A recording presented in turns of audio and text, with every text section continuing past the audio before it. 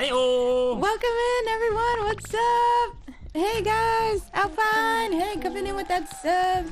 That was a great live stream you did earlier today.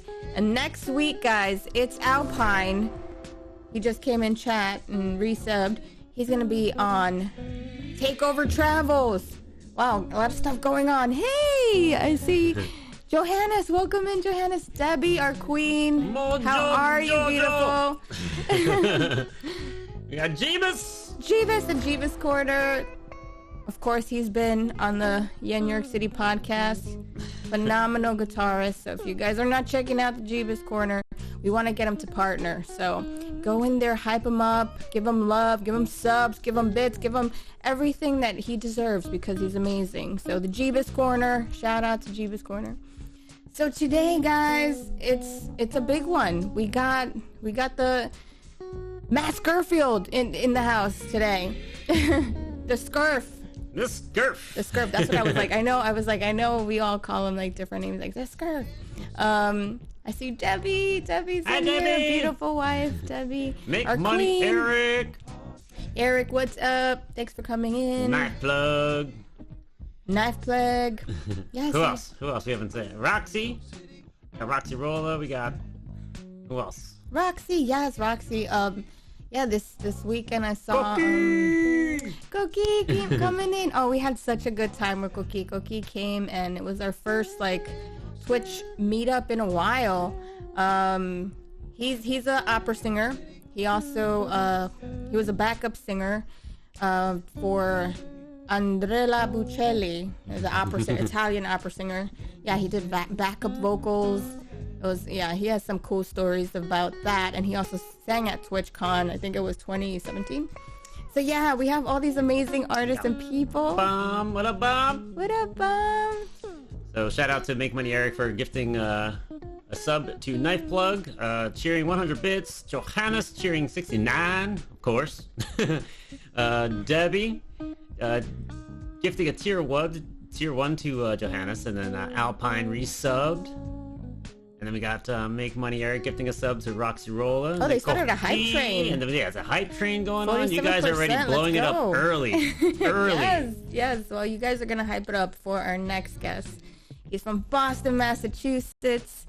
He's a professional recording artist. He's been in the biz, doing his thing. And he's going to tell us all his stories about everyone he's worked with and recorded with and toured with, and also how he became so awesome, because we all know, the Scurf, he's awesome, and on Twitch we all love him, and we've been here just supporting a bunch of drummers. But yeah, Scurfield's special. He's definitely a special one to have, because he's also a Berklee alumni, so we're going to be able to learn a lot from him, because we all know, like, that's just one of the things that a lot of us want to check off our list, and not everyone has the privilege to go to such a prestigious, awesome college and university.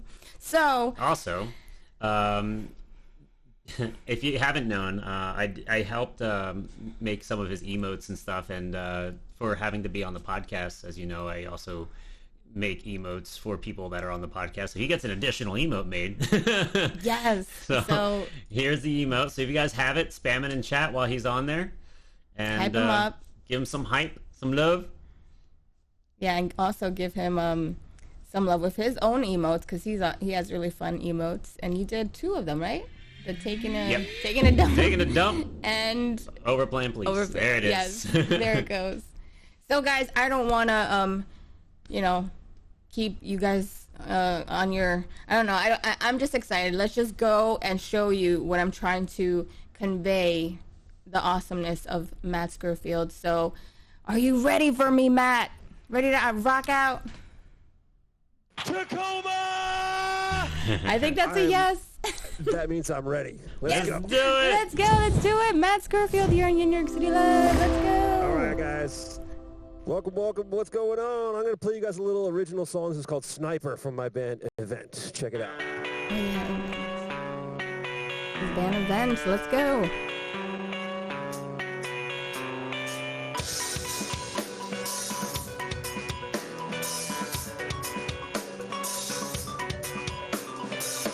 I'll be your eyes, crosshead focused and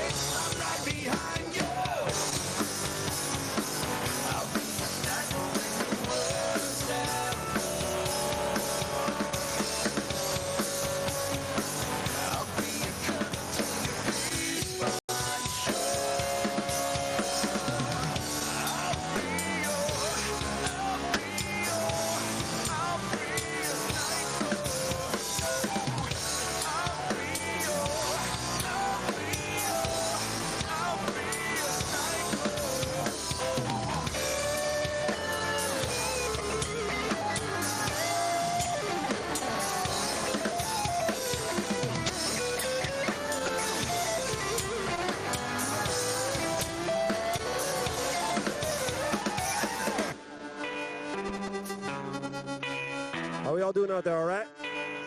You guys hanging?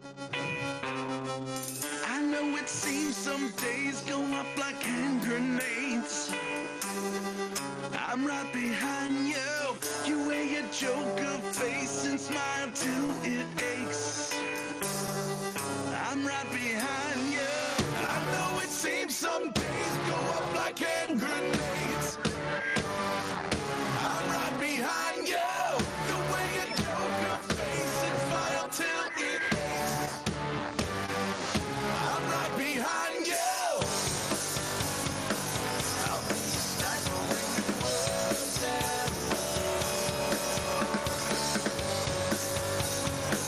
I'll be a captain to be my I'll be stifling the words and I'll be a captain to be my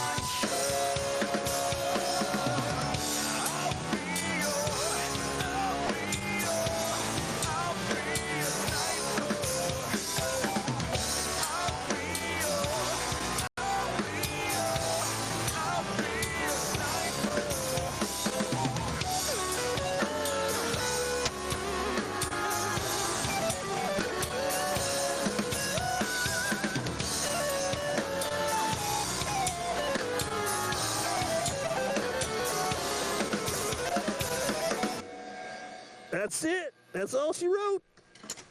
All right.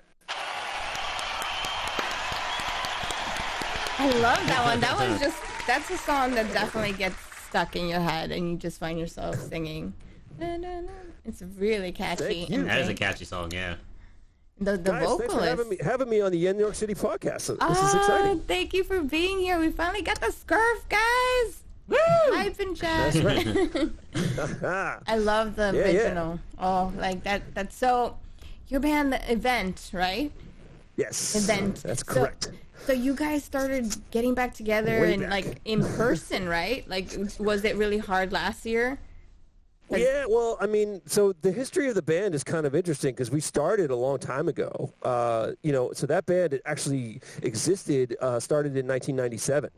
And then we did it for 8 years, and then we put it on hold for a very long time. And all of us went about our kind of musical careers doing other things. And then we got back together 3 years ago. I started making new music again, and then, through this, the pandemic, the band is more of a, ideally a studio band than it is really the live performing band out in clubs and, that kind of stuff nowadays anyway. So for us, the transition to Twitch and doing like live streaming stuff was like the right way to go. So we're actually like feeling really at home now as far as what we're doing. So it's kind of cool. Wow, since 1997, that was one of the best years in music, I think. That was one of the best years in music. I think like so many good albums came out in 1997, like some of my favorite. Interesting time for us for sure, because like you mentioned, I'm an alumni of Berklee College of Music. Yes. I was at Berklee College of Music when I met the guitar player Sean, who was the musical mastermind behind all of that stuff. So when we were very much into the music, technically oriented kind of stuff at the time. Dream Theater, bands of that whole scene, Fates Warning, other progressive rock and metal bands that were still popular, of course, Rush and Yes and some of the old school stuff. Yeah. With all the new bands that were coming out that are now like almost like, I don't know if you can call it like classic rock now. Oh, like, I know. I when you hear Nirvana on classic rock, you're like, no, my heart, please. Yeah, it's terrible, but, like, don't do it. So we were really wrapped up in that progressive rock metal scene at the time that was, mainly thanks to Dream Theater was having a pretty good run for a period of time for the music types, for everybody that was into like really digging into their instrument, Mm-hmm. Yeah. So it was a cool time, and then we did that for a bit, like I said, and then we kind of, took some time off as our lives sort of changed. You did the Tool thing? You had us waiting for that long? Yeah, something like that. Yeah, I don't know. I mean, I think there was maybe like 5 people waiting. Like, one of them was like me, the other one was my wife, and so.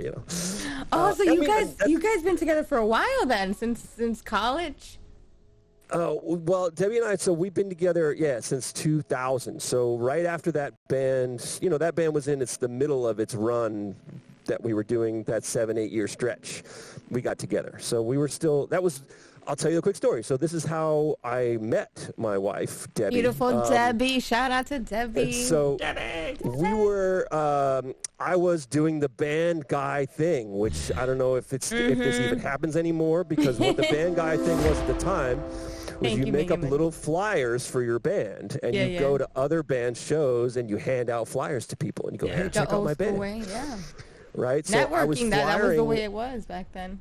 Yeah. I was flyering at a club, and what was it? It was Rat. Oh, Rat. Oh, okay. And so Rat was at the Alternate Route, which is in Weymouth, Massachusetts, and they were playing, and I was like, I'm going to go. I was single at the time, and I'm like, I'm going to go hang out. Mingle. And I'm going to hand out flyers to people, and you saw cute Debbie and like, oh, hey. Well, there's a little bit of there's a weird part to this story, which is kind of embarrassing for me, but I'm going to tell you guys anyway, because, this is Twitch, so we tell embarrassing stories. Yeah, of course. So Debbie was there with 3 friends, and the first girl that I noticed was actually one of her friends. They were, I don't know how close friends they were, but they were people that they hung out together. Like one of her really good friends, and then one of them was another really good friend, and this girl was kind of like in their group, but so I was like, hey, check out this chick, So I kind of was like angling towards this girl who I didn't know, and that's I was because like, Debbie didn't turn around yet. That's why. Well, and then right, so I'm like, so I met the group of girls, and then Debbie was actually talking to this other guy, and he spilled his drink all over her. Oh no! Right. So I was like putting down my flyers and like grabbing like napkins. I'm like, oh my god, So I'm trying to help her out, and that was basically how we met. Was this guy had spilled a drink on my wife? So, it was then to be my girlfriend and then now wife for many years. So it was it was one of those deals. It was meant to be. Here, the other side of the story, though, is that I probably wouldn't have connected with her as well if she hadn't then taken my band's flyer and then like, kind of located me online at the time because I put my information on there. Like, all right, guys, this is back in the old school days when we used to use AOL and the AOL chat. Remember AIM? Right? I know, remember. Right? So like I had all my information on there. So we ended up like chatting through AOL Instant Messenger and all this stuff. And then there were some other local band shows that we went to see that, different venues around where we live. And, so we got hung out a few times and then had a relationship, and we've been together ever since. And it's one of the things that we do as a couple is, we go out and see music, we go out and see live bands, we go travel to see bands that we like.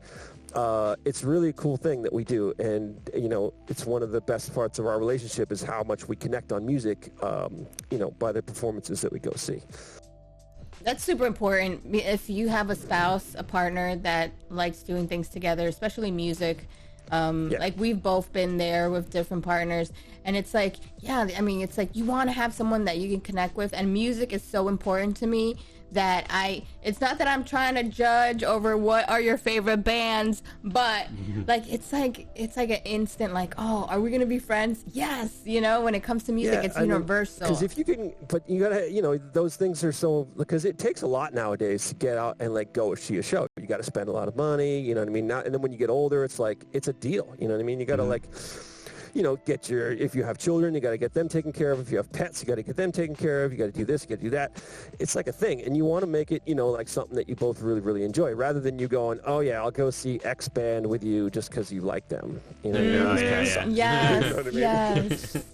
Yeah, you want to thoroughly enjoy it. However, there are times when that is a good thing to do. You know what I mean? If my wife said to me, we have to go see the Smashing Pumpkins, I would say, okay, honey, we can go see the Smashing Pumpkins, even though I want to stab my ears out whenever I hear Billy Corgan sing. So which is a band that you guys are both like you don't like? Like, it's not that you don't like, but it's not your favorite cup of tea, that you both actually agreed on going to a show together. Has there been a moment like that? No, not really. I'm trying to remember now. It's just because Debbie, if you see in the chat, she'll probably correct me, because there has to be something that she was like, oh, let's go see this. And I was kind of like, I think we had, what did we have tickets to? Oh, I don't even want to say, because I went to Dream Theater with him, and I only knew one song. Right, you were blown away, see, right? There you go. So I forced her to go to shows with me that she wasn't like totally into. So that was. But we would do that for you guys. It was Dream Theater, King's X, and who was the other band that was on that tour? There was 3 bands, and she didn't really know any of them at the time. I've since got her a little bit more into King's X, so that's easier to swallow now. But the funny thing of Luna is about the Dream Theater thing was her favorite song was Through Her Eyes, which they don't really do live. You know what I mean? It wasn't really, so. The only one song that they don't ever do. Right? Not unless you were on that was that Dream Theater. The Metropolis 2000 yeah. thing. Yeah. Wow. Yeah, I've seen Smashing Pumpkins a couple times, because they were really big in the 90s. They were. And, remember when Tonight Tonight came out and the video, and I remember that was just like everything back then. See, Debbie's saying in the chat, luckily for me, they actually played that song that night that we went and saw them. So it was meant to be. I got saved. I was lucky, because the rest of the, if it had been any other tour, it would have been like, I would have been done. They didn't play my song. Debbie probably had like backstage access to be like, listen, I need to know what's on your set list before I leave. Wow, that's amazing. So how did you start playing drums in the first place? When did you start, and your love for music? So, as some of you know, I'm very old. You're not. You're not old. So I've been playing drums for a long time, right? So I started, officially I started playing drums when I was 10 years old. So, and I went through a similar process that a lot of kids go through, which is this. I was like, I want to play drums. So my parents are like, oh, well, the school band has a drum program. You can play snare drum in the school band. I'm like, okay. Let's do that. Best I can do. All right, let's go play in the school band. So I barely made it through the first year of that, and I was like, this is wicked lame. I can't do this. So I immediately said, wicked, dude. It's really not cool. We get your raid. Oh, raid! is my love drums, another drummer here on Twitch. Welcome in, Raiders. Thanks for coming in. We got Scurfield, Matt Scurfield in the house. He's here today. What's going on, guys? Welcome. So as I was saying, so I was like, I want to play rock and roll music. I want to play rock drums. So luckily my parents were cool and they were like, okay, we'll get you private music lessons instead. So I went to the local music store in my town. And luckily, I had a really amazing drum teacher my whole, early age from 10. I think I studied with him until I was like 17, So it was really great. And right out of the, pretty quickly after a number of years of playing the drums, my brother played a little bit of bass. So we would get together. He had and he's older than me, and he would bring his buddies over. And they'd be like, okay, we're gonna do Breaking the Law from Judas Priest. All right? Breaking the law. Right? And it's a pretty simple tune for the most part. You know what I mean? So I'd be like holding on to one beat like as hard as I could, for my whole dear life. I'm like, one beat, just don't mess it up, dude. Just play the one beat, just get it right. Or maybe it was Living After Midnight. It was one of those, Judas Priest songs. And so we would learn stuff like that. And then he was like, all right, dude, we're going to do Dirty Deeds from AC/DC. Dirty Deeds. And then I was like, there's a weird turnaround in that song too. It's got this offbeat thing, and I couldn't do it. I was like, oh, man, I can't play this song. I was so disappointed. I'm trying to hang with my older brother and his buddies, and it was, really rough. I'm trying to be good here. So from there, I kind of went, and started working with some other guys locally. I don't even remember how I met the one dude. Is a guitar player that was, in town where I lived, and he put I think he put a sign up at the local music store that he was looking for another guitar player for the band. So this guy comes in, so he's going to be the lead guitar player, and then my friend was going to be the rhythm guitar player, but it turns out it ended up being flipped. The other guy became the lead guitar player, and then the rhythm guitar player actually became the singer. Oh. Now, the singer is the same guy that you just heard on my band Event. We've actually been playing together since, I was in 8th grade. Oh, wow. You guys have a nice enough time to feel out each other's musical capabilities. They evolved together. So his name is Dave DeLuco, and we were in a cover band together in high school. We played at the local roller skating rink, and we did the local town fair, and we did we played a couple of local music venues that were we were all underage, and they brought us there. We played at the legendary The Channel in Boston. Wow. Right? So The Channel in Boston was one of the Alice in Chains played there in 1991. That's all you gotta say. Nice. I love Alice in Chains. But that was before they were Man in the Box was just about to break, and they were so it was that kind of thing. It was a mid-sized rock club held 800-900 people. So we played there, and quick random story that Luna might enjoy was that one of the other bands that played that night was two members of that band, the drummer and the singer, left the band they were in to join Savatage. Oh. Literally that week, the next time I saw them, they were playing with Savatage. And for those of you who don't know much about Savatage, those two guys also playing in Savatage went on to be in Trans-Siberian Orchestra, which Trans-Siberian Orchestra is essentially the brainchild of Savatage, the band. So those guys also went on to do that as well.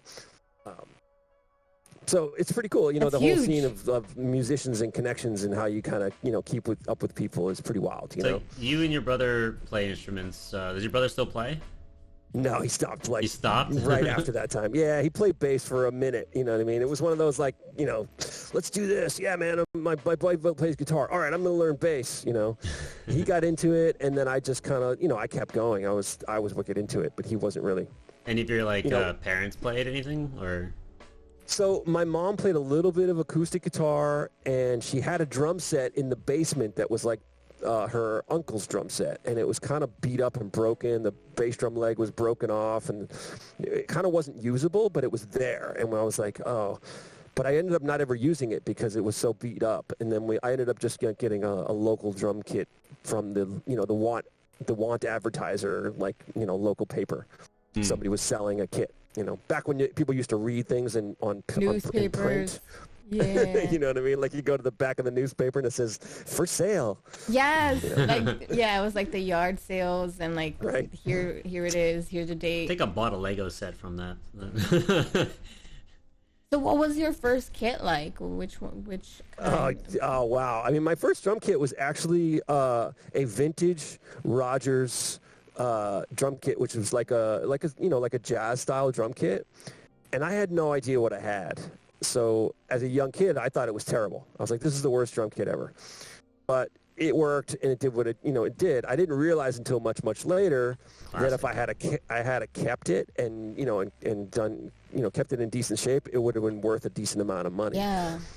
So I ended up selling that Rogers drum kit for what did I get first? Oh, I got this massive Ludwig drum kit with 2 bass drums and a whole rack of toms, like this. It was a huge, and I wanted a big heavy metal drum kit because I was like, I love Lars Ulrich from Metallica. Oh, okay, so we're going to talk about that. Oh, yeah, we'll get to that in a minute. I'm sure you guys have that question on the list. So that was your first kit. Wow. Yeah, so my first kit was like a vintage jazz drum kit. Wow. It was like, and it still bums me out to this day that I didn't know what I had and I lost it. I sold it, for cheap money. Oh, yeah, because it's like a vintage jazz set. Thank you so much for that gifted sub, making money. Wow. Yeah, I know that pains you when you think about that, and then you're like, I didn't know what I had. No. Yeah, terrible. So what's your dream drum set look like? And is it the one in front of you? It's pretty close. Yeah. I think, and Luna will be able to tell you this, it's always an evolving thing. Yeah. Because you change your approach a little bit depending on your situation, so I'm at a place now where, I have this really great setup, a sort of a studio setup where I could probably add things back to my drum kit that I removed because I was traveling a lot and had a limited amount of space and time to set up a big kit. So for many, many years, I was simplifying all my stuff all the time. I would get simpler and simpler. Less drums, less cymbals, less things to set up, less stuff to have to wire up and mic up and do all this stuff. So I would just simplify stuff. So now that I've been kind of getting into this, I'm kind of getting back into adding little pieces back to the kit. Not a ton of stuff, but my influences range from guys that played on very basic, simple drum kits to also guys that played on big drum kits. So the challenge is to find that middle ground between the two. So this kit is pretty close to what I would, consider, my dream kit just because it's at a professional level, whereas the equipment that I'm using, it sounds great, it looks great, it holds up great, and it's always been the company, like I've always loved Pearl drums. So I have Pearl drums, and they're great, So it's Pearl kind of, instead of Tama? What's that? Pearl instead of Tama. Yeah, is that your preference? Yeah, I mean, I've always preferred Pearl drums. There's things about Tama drums that, I really like the drums themselves. There were things about the hardware that I never was a big fan of. So over the years, I was like, I prefer this over that. And it's kind of like a really good cake with slightly different frosting. Yeah. And it's like I like that frosting better than this frosting, so I'm going to go with this cake instead of that one. Good analogy. So is the frosting the cymbals? The hardware for the kit would be the hardware. The little the nicks and everything, the way that the things move and are set up and all the little stuff. Yeah, I mean the way that the finishes of the drums or the way that just all the little details. So what is it that you have now? Like, what's your kit that you're running? So this drum kit that I'm sitting at is a Pearl Reference drum kit, but it's the version of Reference that they call the Reference Pure. So the difference is that they have these cool tube lugs. This is one of the extra drums that I have that I don't use at the moment. Color. So yeah, it's got this crimson burst sparkle, right? And it's got these tube lugs, which are why they call it, it's from the Pure line. It's supposed to look more vintage with the tube lug style instead of like the big bulky square ones. Love that. So it's a little bit different. And so this is an extra drum that I have used in the past. I just don't use it at the moment. But, so it just stays here as Beautiful. decoration. Nice. Is it a birch or? Well, the other thing about the Reference Pure series is that all the drums are different. So the top smaller drums are maple, and then when you get down to the lower drums, they actually add an inner veneer of bubinga. Huh. Yeah, keep. So it changes the tonality of it. You wanna hold on to those babinga ones because they're not gonna make any more babingas. Babingas. Right. they're becoming more extinct or something. It's on the ban list. Yeah. So Gotcha. they're gonna be rare. A lot of things Cool. are rare now. And your cymbals? So I use Zildjian cymbals. I'm an endorser of Zildjian cymbals. Actually, I endorse both companies, Pearl drums and Zildjian cymbals. Oh, nice. So, and we've had chats about some endorsement stuff recently between some of the drummers on Twitch. And, I always tell people to remember that you endorse these big companies as a guy who's, not really super well known. I mean, it only flips when you get to that really top tier, like 1%. Yeah. For the most part, all of us endorse a company. So I say, these are my favorite products. This is why I use them. And you help that company sell their products by using them. You're so when I presenting it. So when I travel around playing on, even if it's a different drum kit or whatever, I bring the brands that I represent so that the audiences or the people that I'm playing to will see those brands and go, oh, I really like that. I should buy that too. Yeah, his sound is good. I really like it. Oh, what is he using? Yeah. So that's the kind of things that are important. I've always loved Zildjian stuff, but also remember that in Massachusetts is the state where the company is based. So we live in Zildjian country in Massachusetts, as they say. You have ease of access to these symbols. Well, yeah, I mean, it makes it a little bit easier because, one of the other things that I also tell people about endorsement deals and connections in the business is a personal connection with people. Sometimes, a lot of times these days, because of social media and the internet, people feel like, oh, I could just reach out to somebody via an email or, and I can tell them about myself and they're going to be like, yeah, dude, let's do it.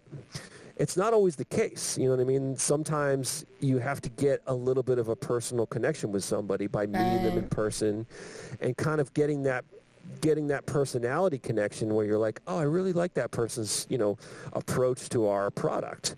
I really like the way they are, I like their personality. I like, everything. I think that they're going to be a good representative of our company.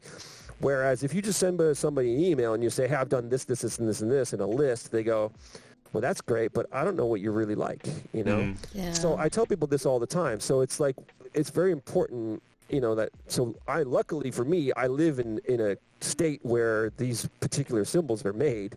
So I have a little bit of a connection with some of the people that work at that company, because, like, I'll give you a quick example. Sarah Hagen was one of my A&R representatives for many years at Zildjian. Sarah Hagen bought her first drum kit from the store that I teach at.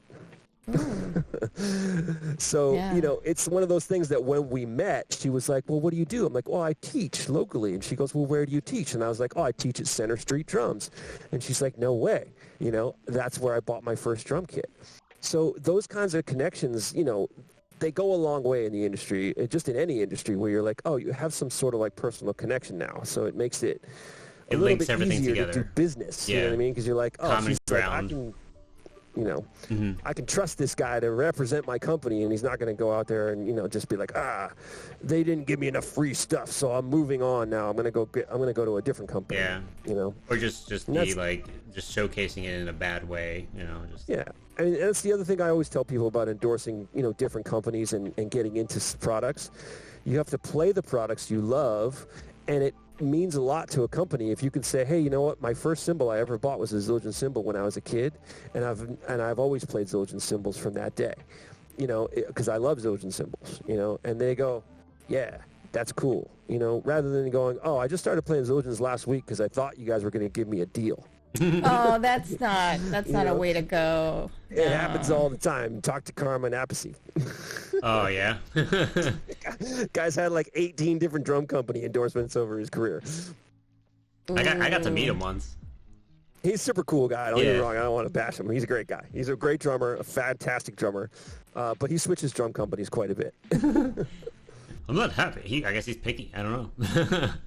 Well, that's another thing. Like Max was saying, how you have to believe in what you're playing because people will know and feel that. Like if you're passionate about a company and you're, you know, and then that's how you want to be endorsed by the company that you're just like, this is. I wholeheartedly believe this is the brand for me. Yeah, you know? Absolutely. In the chat, somebody said there's a Zildjian factory not far from where you live in Maine. As far as I know, the only Zildjian factory is in Massachusetts. It could be a distribution center where they... Yeah, it's possible. Oh, it might be the Vic thing. Oh, that makes sense. If it were Vic Firth, then yes. Because they're now the same company. Vic Firth and Zildjian are now one company. So that makes more sense. Yeah. Okay, that makes perfect sense. So yeah, because Vic Firth making their drumsticks up there. Now all the Zildjian stuff and the Vic Firth stuff is all made by Vic Firth. It's like Promark and Diodario. Yes, same kind of thing. So sticks, what are your favorite? Well, actually, I use Zildjian drumsticks. I'm one of the rarer ones that uses Zildjian drumsticks as well. I like those. Custom? I've been using them. No, they're just this is just a standard stick of theirs. For the longest time, I used the Trey Cool model, which is the guy from the dude from Green Day. It was a really huge drumstick. I used it for a long time. It was actually originally designed for, Rick Allen from Def Leppard. But then he switched. He switched to a head. The carbon fiber drumsticks, so he stopped using Zildjian. So they gave the model to Trey Cool and put his name on it instead. Wow, that's a fun fact. Griff knows his stuff. I like that you're using drum tacks too for your muffling. Yeah, so JC Clifford is a really cool dude. Yeah, he's a very nice guy. And a great guy out of Pennsylvania, and we hooked up through Dennis Leaflang, and Dennis is a guy that I toured with when he was playing with Bumblefoot. And so he got me hooked up with JC, and we hit it off, and he's a really cool guy, and he's been sending me some stuff, and it's I like his product a lot. I bought like packs of like the drum tacks for a while. Yeah. And I got to meet him for the first time in Texas when I was doing this charity event. And I was like, hey, I'm EJ. He was like, I know who you are. And I'm like, you know me? He was like, yeah. Did you do the breast cancer thing? Yeah, I was part of that. I did that for 2 years. Oh, cool. Yeah, I didn't know fun. that. That's awesome. And I got to meet him there for the first time, a couple times, and then there was times where he invited me to go to events here, and I didn't make that jump to have that opportunity. I'm pretty sure that would have been a good opportunity for me. But nice. Yeah, he's definitely a really nice dude. Yeah, a lot going on. Want to say hi to a couple of folks in chat. I see going by. QT's hanging out. Music by SV. We got Lawrence Tans in the house. What's up, Lawrence? We got Nigel is in there. Nigel. We got Johnston hanging out. It's Alpine's in the house. Yes, Alpine. Quite the crew. And Cat Mama also. Fantastic. Thanks, guys, for coming and hanging with us. We're doing the chat thing here with the YenYorkCity Podcast. We're having a great time. It's a party. Brand new love song. Yeah, everybody's here, of course. I mean, we got Scurf here. If you guys know people that would love to watch Matt Scurfield play and also get to know him better, please give this a host, because having our friends here, probably a lot of us don't know that we switched it to Sundays, so sometimes they're like, wait, you're not doing the podcast on Monday nights? Because we switched it to Sundays in the afternoon. So if you guys can host, that would be amazing. Get more of your friends up in here, and let's make it a bigger party, because we got totally Matt Scurfield. What the? I should have done that too, and I forgot. Idiot. Yeah, you can do. Did I not add this? I'm pretty sure I did. Okay. Can I just? I could just do hosts / YenYorkCity, right? Yeah, you could do a host.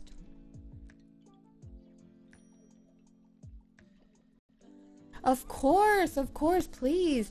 If you want to go and shoot it out to Discords and stuff, please do so. The more the merrier, more people in here get to know Matt more, because I know a lot of people wanted to see this podcast, and sometimes they forget or they think it's on a Monday. I don't know. I think, what do you guys think in chat? Do you guys like it on Monday nights better or Sunday afternoons? Because we've been playing with the time, because we have so many foreign friends, musicians and Twitch streamers, that we try to accommodate everyone, and so we're trying to find an in between, so it's not that crazy, but yeah, it's a different time. So I love collabs Matt's doing with Brad and Silly Rabbit. Talk about collabs. Brad and Silly Rabbit.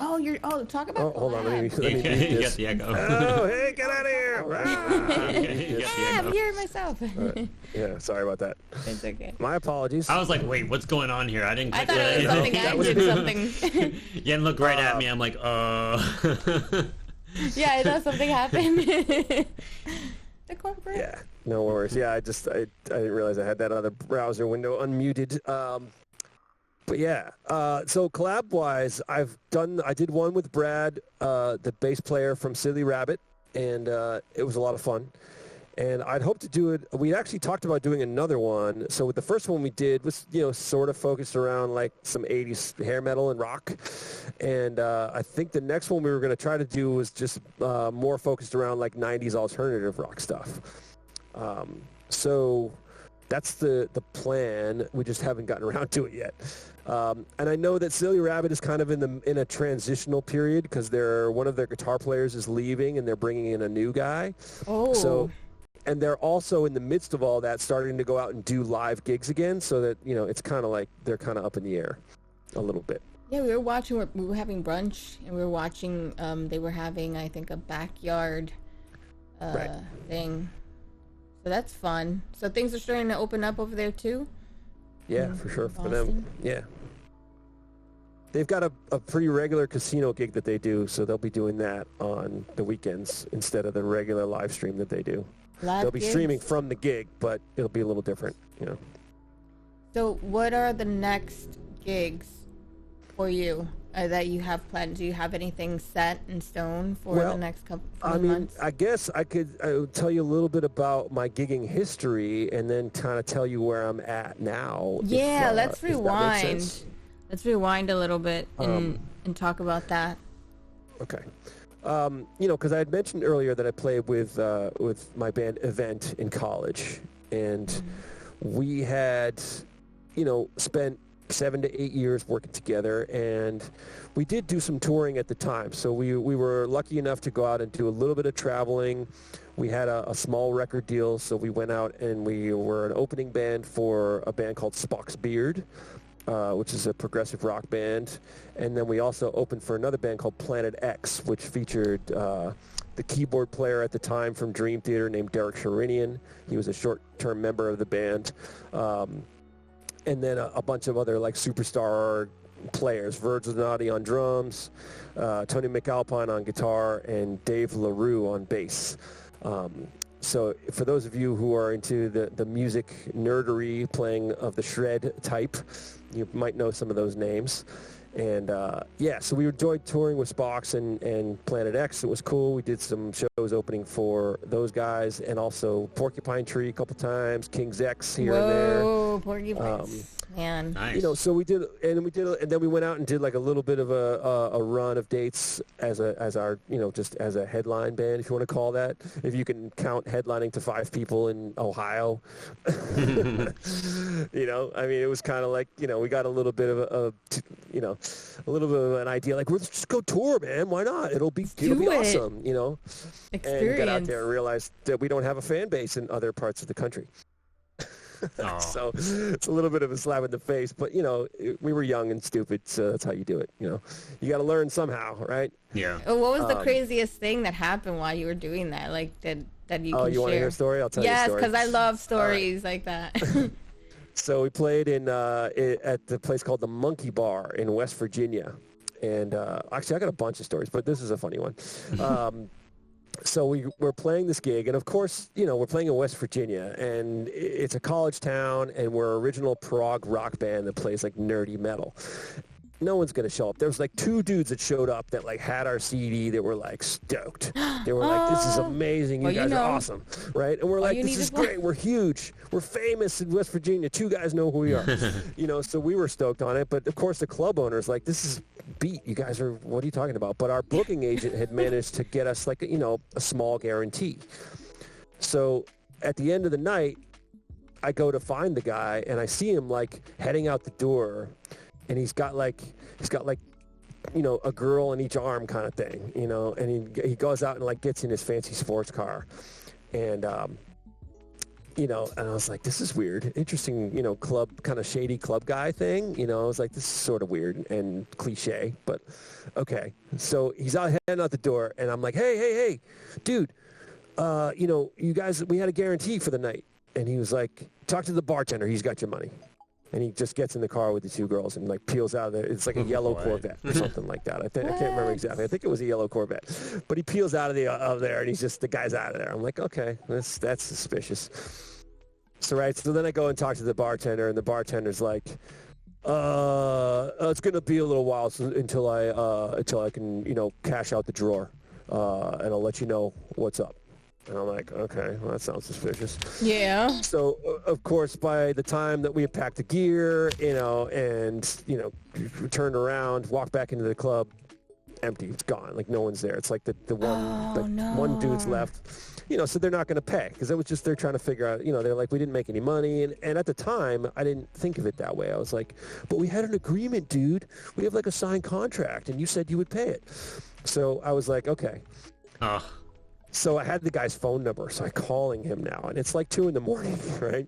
What? So I'm hearing the guy on the phone, and those girls are in the background going, you know how it goes. Sorry, Yen, and sorry to all the ladies in the chat, but it was clucking like, or whatever. What is it? What are you cackling? Cackling.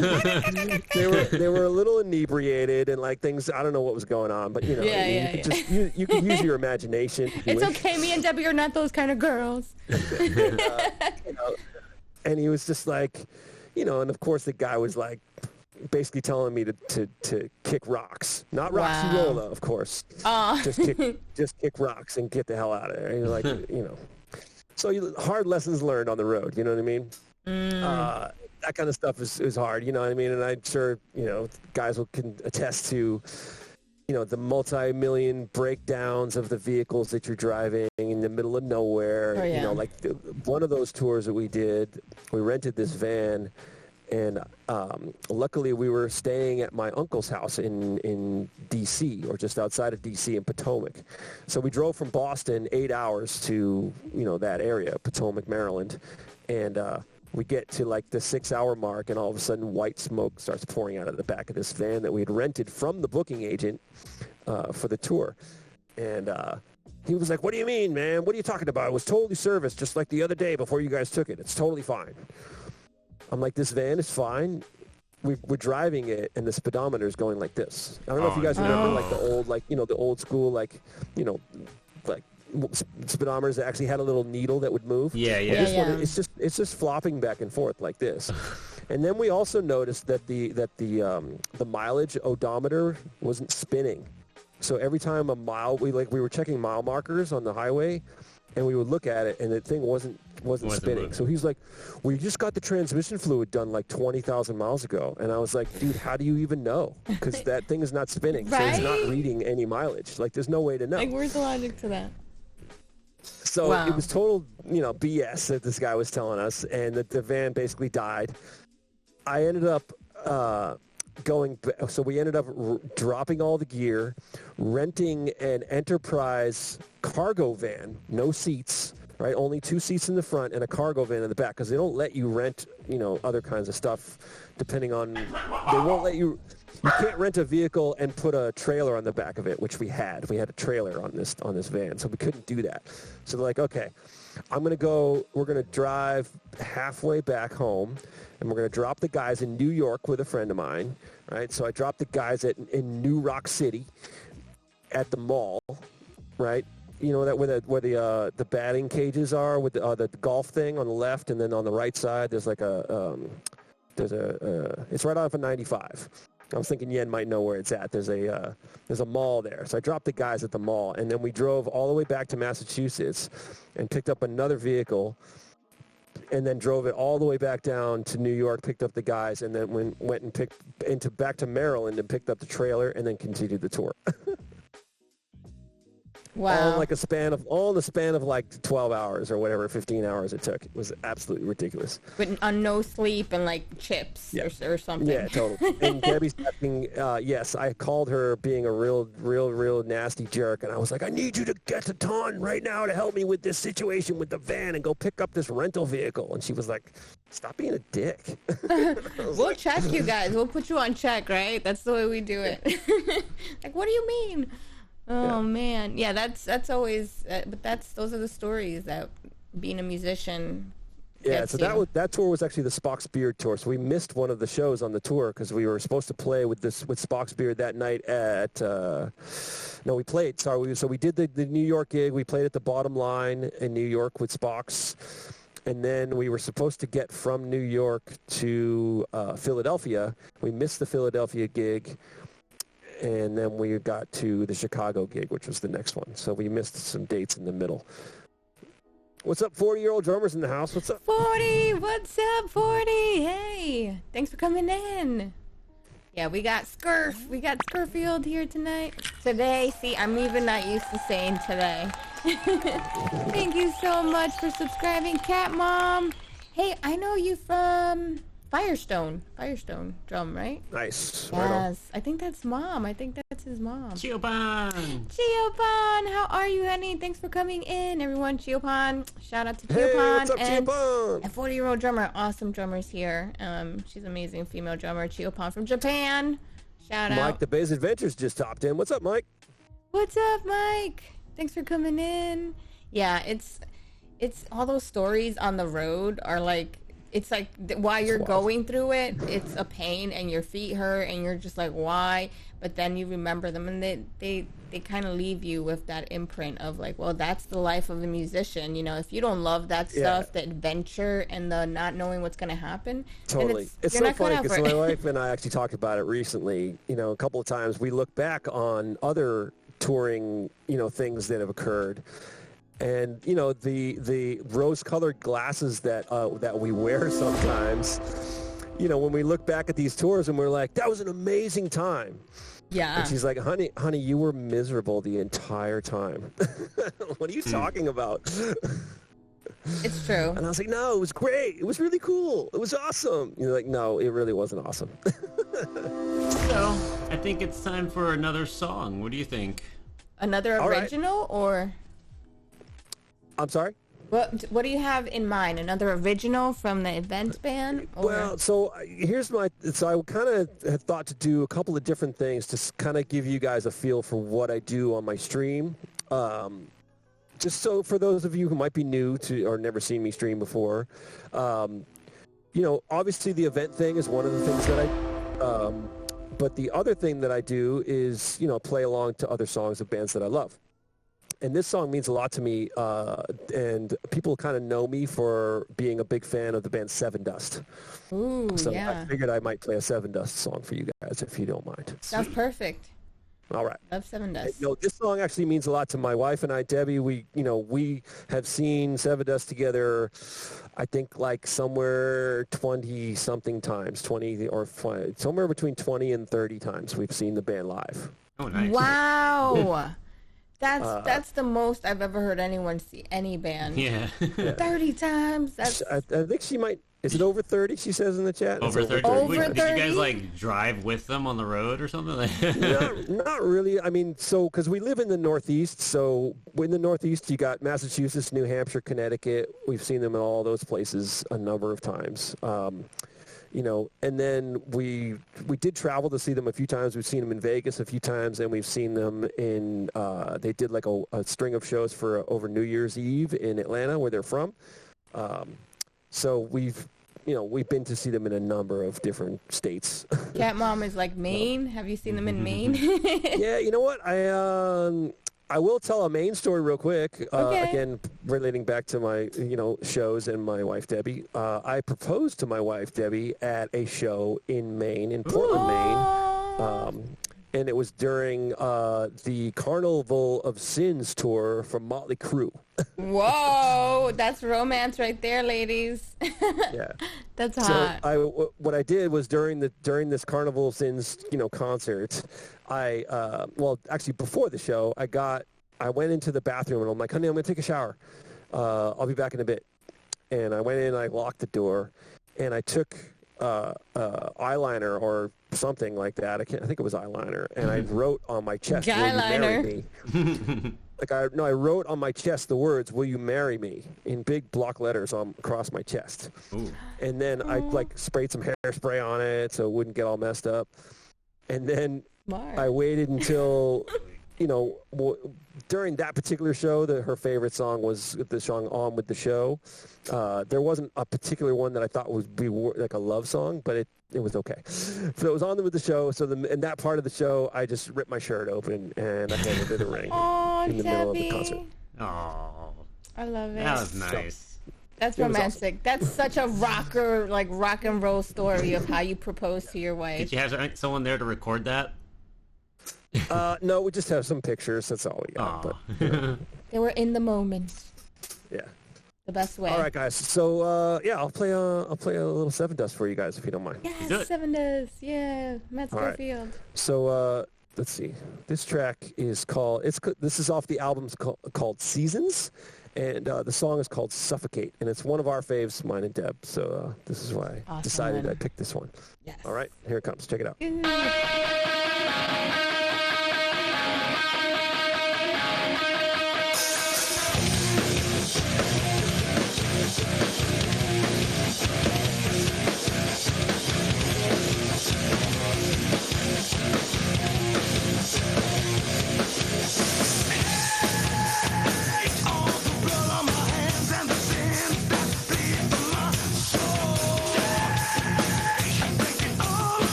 Go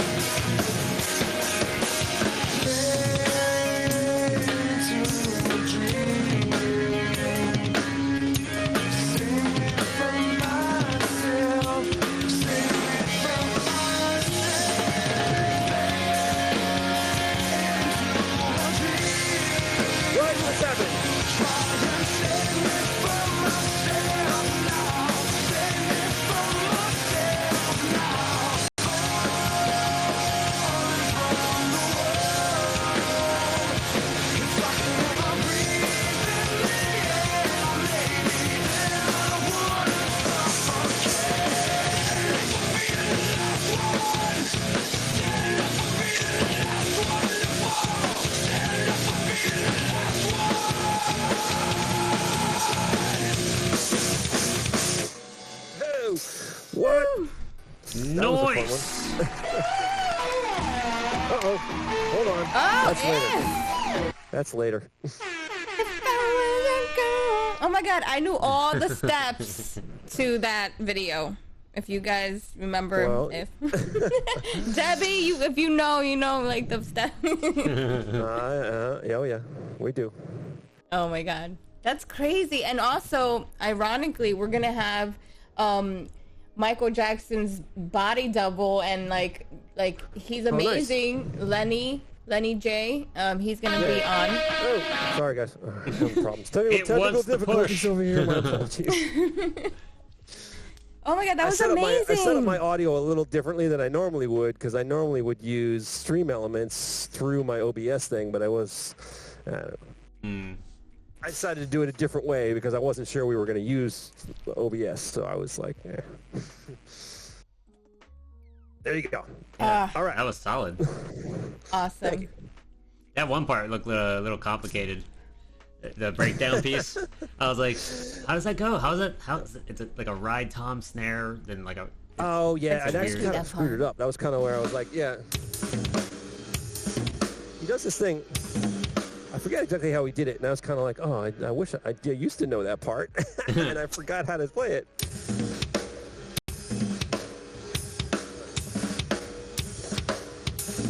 It's like a little double, like a paradiddle thing he does.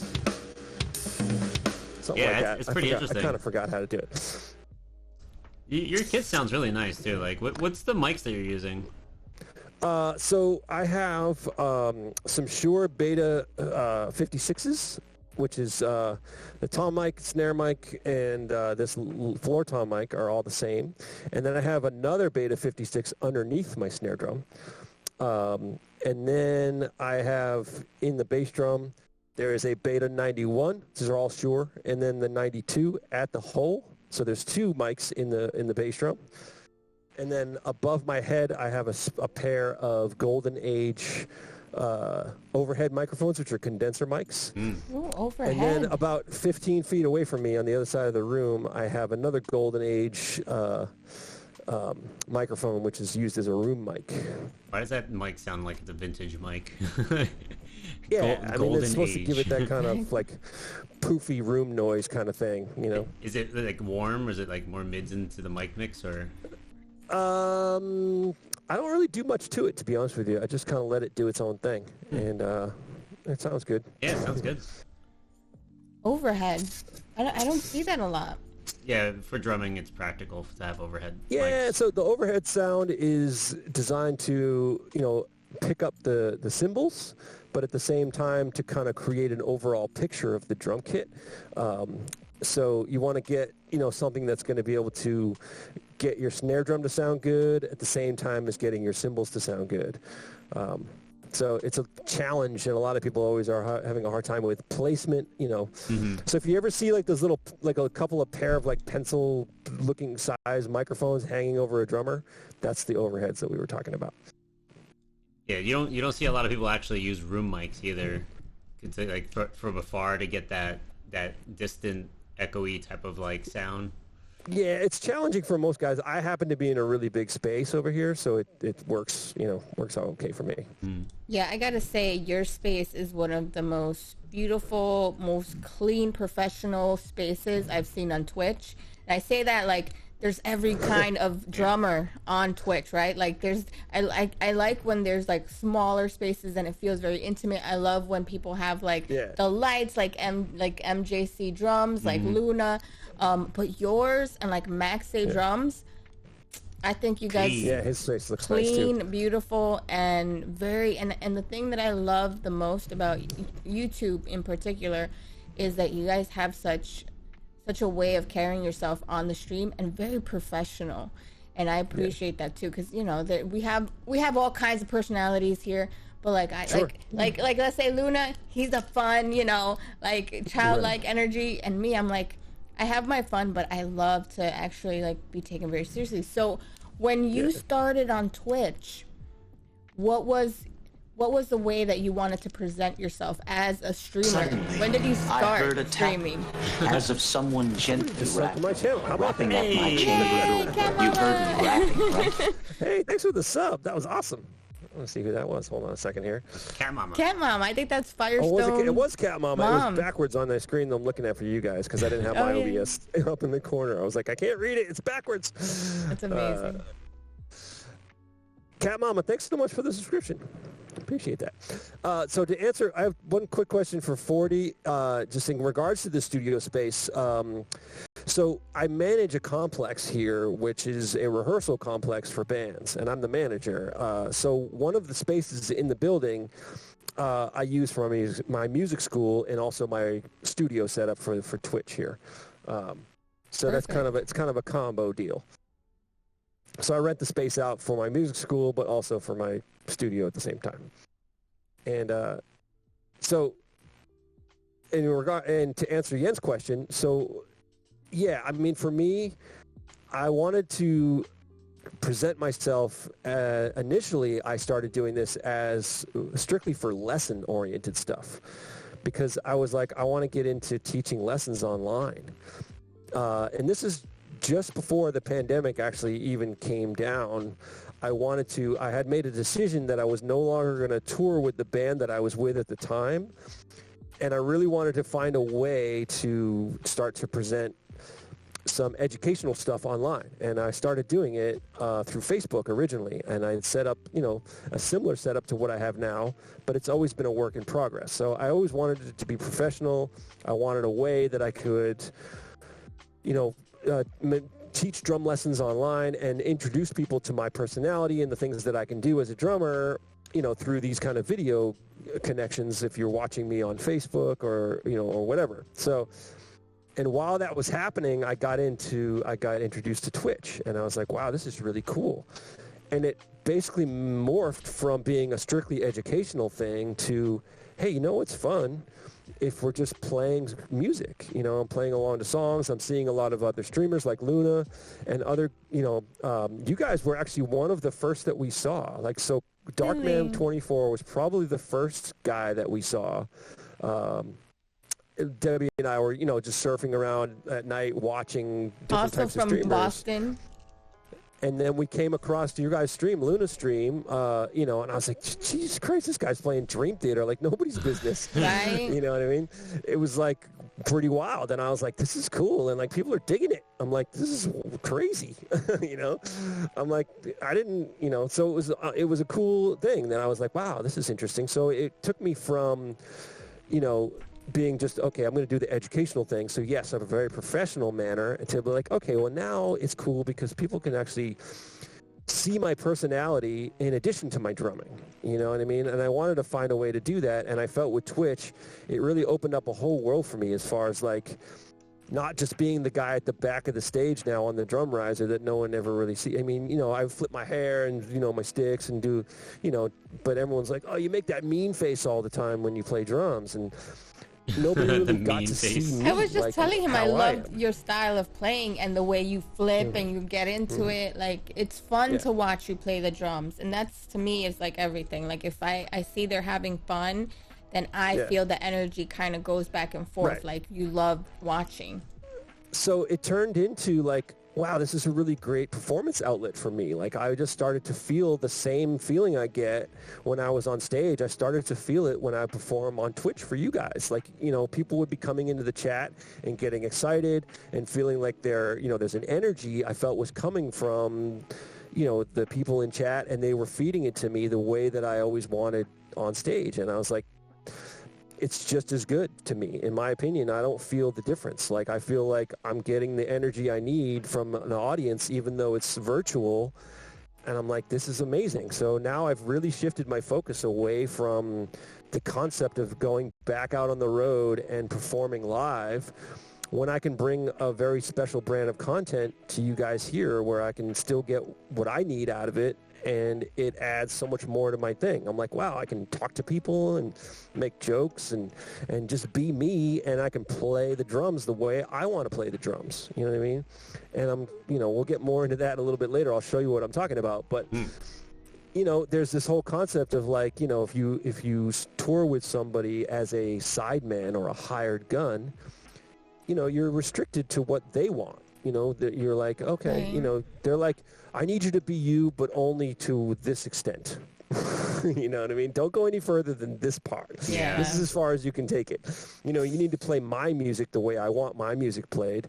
You can add your thing a little bit because I like what you do, but don't take it any further. You know what I mean?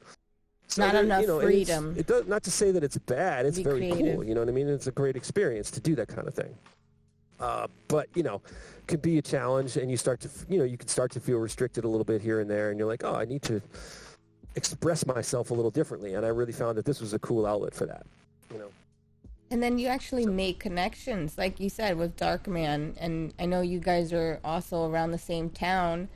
So Sure. That's how you end up meeting, people that you meet in real life. Like we just met absolutely. someone from Twitch. And and then you make connections and friendships, and it's amazing. I think that last year we made the best of what we really had to endure with no live shows. So we started streaming, and then for me it was I love showcasing live venues and music and the whole New York City scene. But here I could do it with anyone from all over the world that I love. So it's amazing. It's really cool. I mean, so, a part of my other, to continue with the timeline a little bit, after I did the event thing for a long time, I stopped doing that, and then I was looking for a gig, and I ended up getting a gig with an instrumental guitar player named Gary Hoey, who had some success in the early 90s. He had a record deal with Warner Brothers Records, and, ended up scoring a soundtrack to a big movie and all this kind of stuff, and had a pretty successful career, and had kind of gotten to the point where it was just sort of, he was like just touring a bit and making records, not playing to huge audiences, but doing good business as an artist, so he was successful out there just playing music. So it turned into a hired gun situation where he's like, I need to hire guys that can play my music and be in my band and travel with me and be, exclusive to me, because we're going to be busy enough that it makes sense. You know what I mean? I'd be like, I'm your guy. I'll do your gigs, whatever gigs you have. I will clear my schedule at all times so that whenever we need to travel or do whatever, I'm available. Just make, So I did that for 15 years after playing with Event, so I did that gig, and we toured everywhere. I mean, we toured, all over the United States, and we toured in a bunch of different ways. We traveled in vans. We would travel via, planes, fly places, do fly dates on weekends, do 3 or 4 shows at a whack and come home. We did a little bit of traveling in like a tour bus kind of situation, but it was not quite as glamorous as it sounds. We ended up, playing some shows in Mexico. We played shows in Germany, and we played shows in England and the Netherlands, and it was really amazing. It was a fantastic time to be able to play music and do it as a professional. You know what I mean? So you were hired to basically go out and do a gig. So it was a great 15 years. It was a great, it basically put, a huge imprint on my career as a drummer, and like I said, I mentioned some of these endorsement deals a little bit earlier in the chat, and the only reason I have any of that stuff is because of that situation. When you're working with an artist, he's like, and he's got a certain amount of followers and people and fans, and now you're exposed to that fan base, and you can show a company, it's like, hey, look, I have all this, these audiences that I'm playing for. I'm traveling, I'm touring, I'm playing out live gigs, I'm playing in front of these people. And they're like, okay, so now you're, this is why we would give you an endorsement deal, is because you actually are traveling and doing it. You're doing the thing. You know what I mean? It's like you're actually doing the thing. Yeah. Wow. So what was your favorite place that you played at? So I really, really, really enjoyed touring in Germany. Playing shows over there was amazing. A lot of musicians will talk about the European scene is so different than the United States, and I honestly agree to 100%. The people in Europe are very much, they're not flavor of the week oriented like it is in the United States, whereas this is what's hip now, and it's not, the next week they're on to new and something different. So I feel like when you go to a place like Germany or any other European countries, they're just they're fans of music, it seems like, at least from our perspective. I don't know. You go there and you play music and they enjoy it. They're like, oh my God, you guys are great musicians. You make great music. We enjoy you. We celebrate you. Yes, yes. So Germany. So it was really cool. It felt like, you'd made it. You're like, I got there and people dig it. It's cool. And they never even heard us before. We're like, oh, it's cool. Whereas, in the United States, it's a little bit of a colder reception. People have to be warmed up to things, Yeah, it's like you're cool one day and then 3 months later it's like, what happened? Now it's a different artist and they're trying to live that one up. But then it's really the musicianship and the craft, and people that understand that in those countries probably appreciate it, no matter if they know you are as a famous person or as just musicians that are live and playing, so I mean, there's a little bit of that element of you've come over from the States, that's a cool thing. It gives you that little connection where they're like, Michael, hey, cool, that's the thing. Michael C. Stone's in the house. What's up, Michael? What's up, Michael? Another one of my favorite drummers here on Twitch. Give him a follow. Shout out to Michael. So Germany, wow. So any interesting stories about Europe that you had that you want to share? Let's see. Well, some crazy stories about Germany. I'm trying to remember specifically now. There's nothing that's popping into my head off the top of my head. So we traveled with, the first time we went over there, it was, we traveled with a really great blues singer. Her name is Beth Hart. I don't know if you guys have ever heard her before, but she's awesome. If you've never heard Beth Hart, you should check it out. She's fantastic. And so we were the opening band on her tour. So we were kind of added to it. It was just, the flow of it was so well done and everything was really kind of, well set up that it was there wasn't, they had so much experience that there wasn't really that many kind of weird, crazy stories of things going wrong. You know what I mean? So it was really cool experience. And we went back to Europe one more time and toured in Germany again. And we toured with a guitar player named Eric Gales, who is another blues rock guitar guy who's really amazing. And our label, the bands that were on that tour were all on the same label, so they put together this little, touring package of their label bands. And they put us on a bus, and they did the whole thing, and we traveled around, and it was really cool. It was short, short couple of weeks. Yes, Jay Forrest says Eric Gales is awesome. I 100% agree, man. Eric Gales is the man. Such a good guitar player. Jay Formod, what's up? Oh, I love Jay Formod. He was the first. He was the first drummer on the podcast this year. So, awesome. I love that guy, Jay Formod. Yes, with a chef. So yes, we did have somebody on the tour who was his sole job was to prepare food. Oh, really? Awesome. The tour manager, his girlfriend, that's her whole gig is working. They do all the big summer festivals in Europe, in Holland. That's her job. She does all the catering events for all the big festivals in Europe in summer. That was her gig. So when we went over there to do that tour, that's his girlfriend. So she just got hired to be the touring person to handle all of our catering needs. It was good. It was three bands, and there was 4 guys in Eric.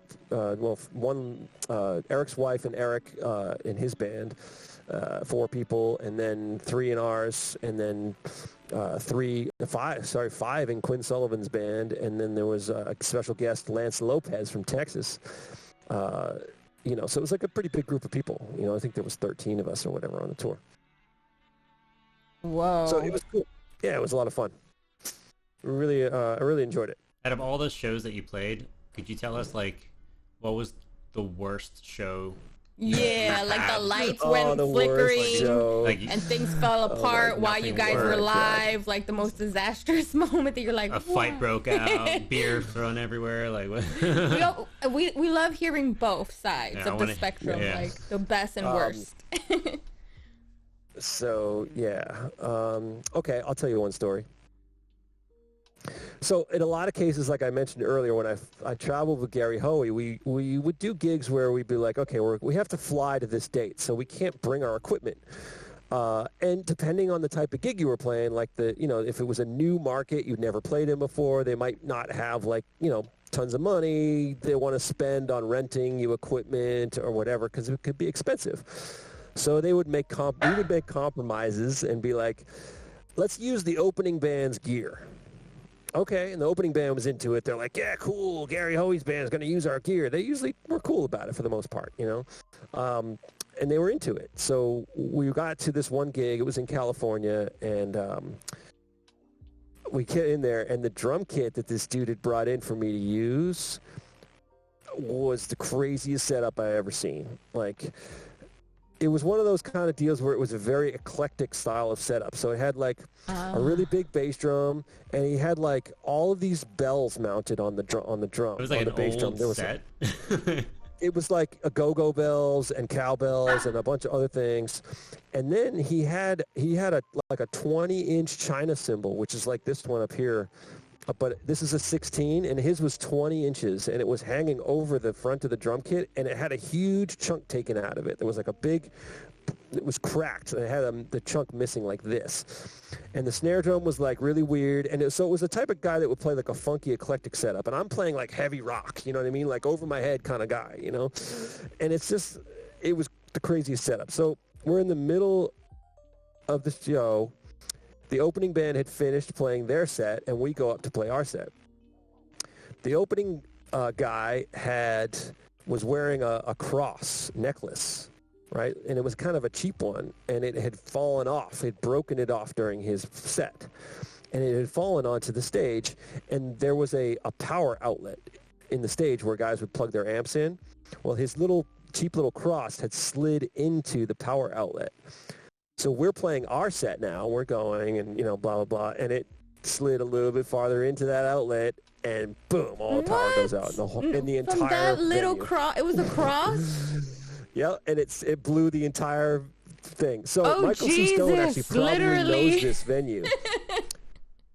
Michael, you probably know this place. You remember the Jumping Turtle in San Marcos? So he might remember, and that was where it happened. Oh, man. So that's the joint where it happened. But so stuff like that would occur, the crazy stuff.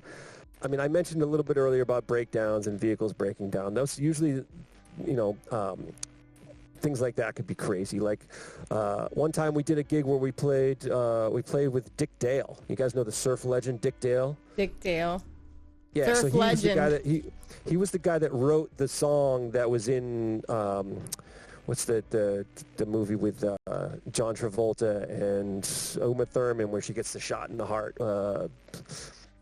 Pulp Fiction. Yes, Pulp Fiction. What's the surf song in that movie? It's you know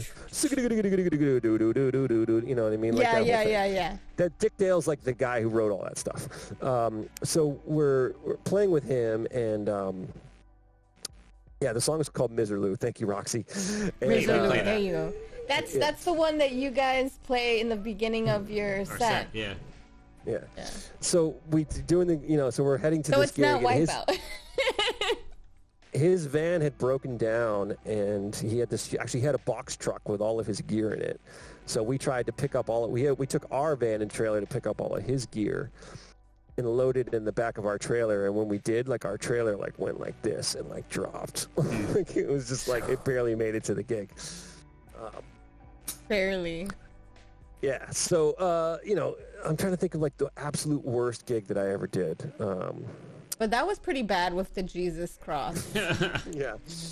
I'm trying to remember. There's been a number of them that were like, there was one time. Here we go.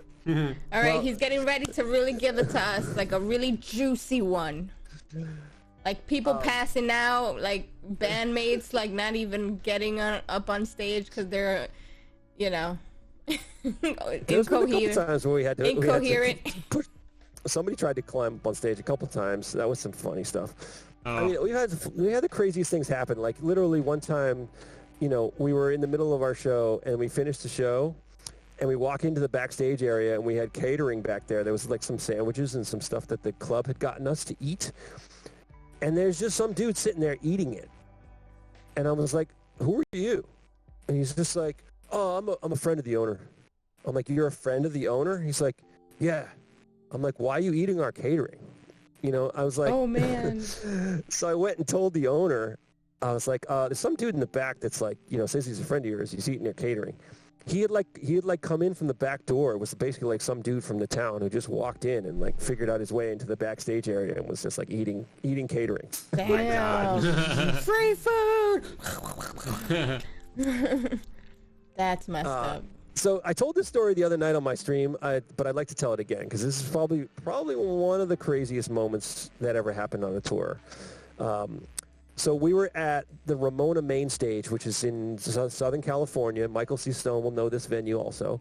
Michael. And it's out in the desert in San Diego or near San Diego. Yeah, And we had this truck. It's called a bandwagon, okay? And it's a Freightliner front, so it's like a regular box truck. And then they took the box truck portion of the back of it and they convert it into like an RV. But it's for bands, so it has like bunks, like 9 bunks for bands, and it's got a refrigerator and some, and a little TV setup and the whole 9, little lounge area.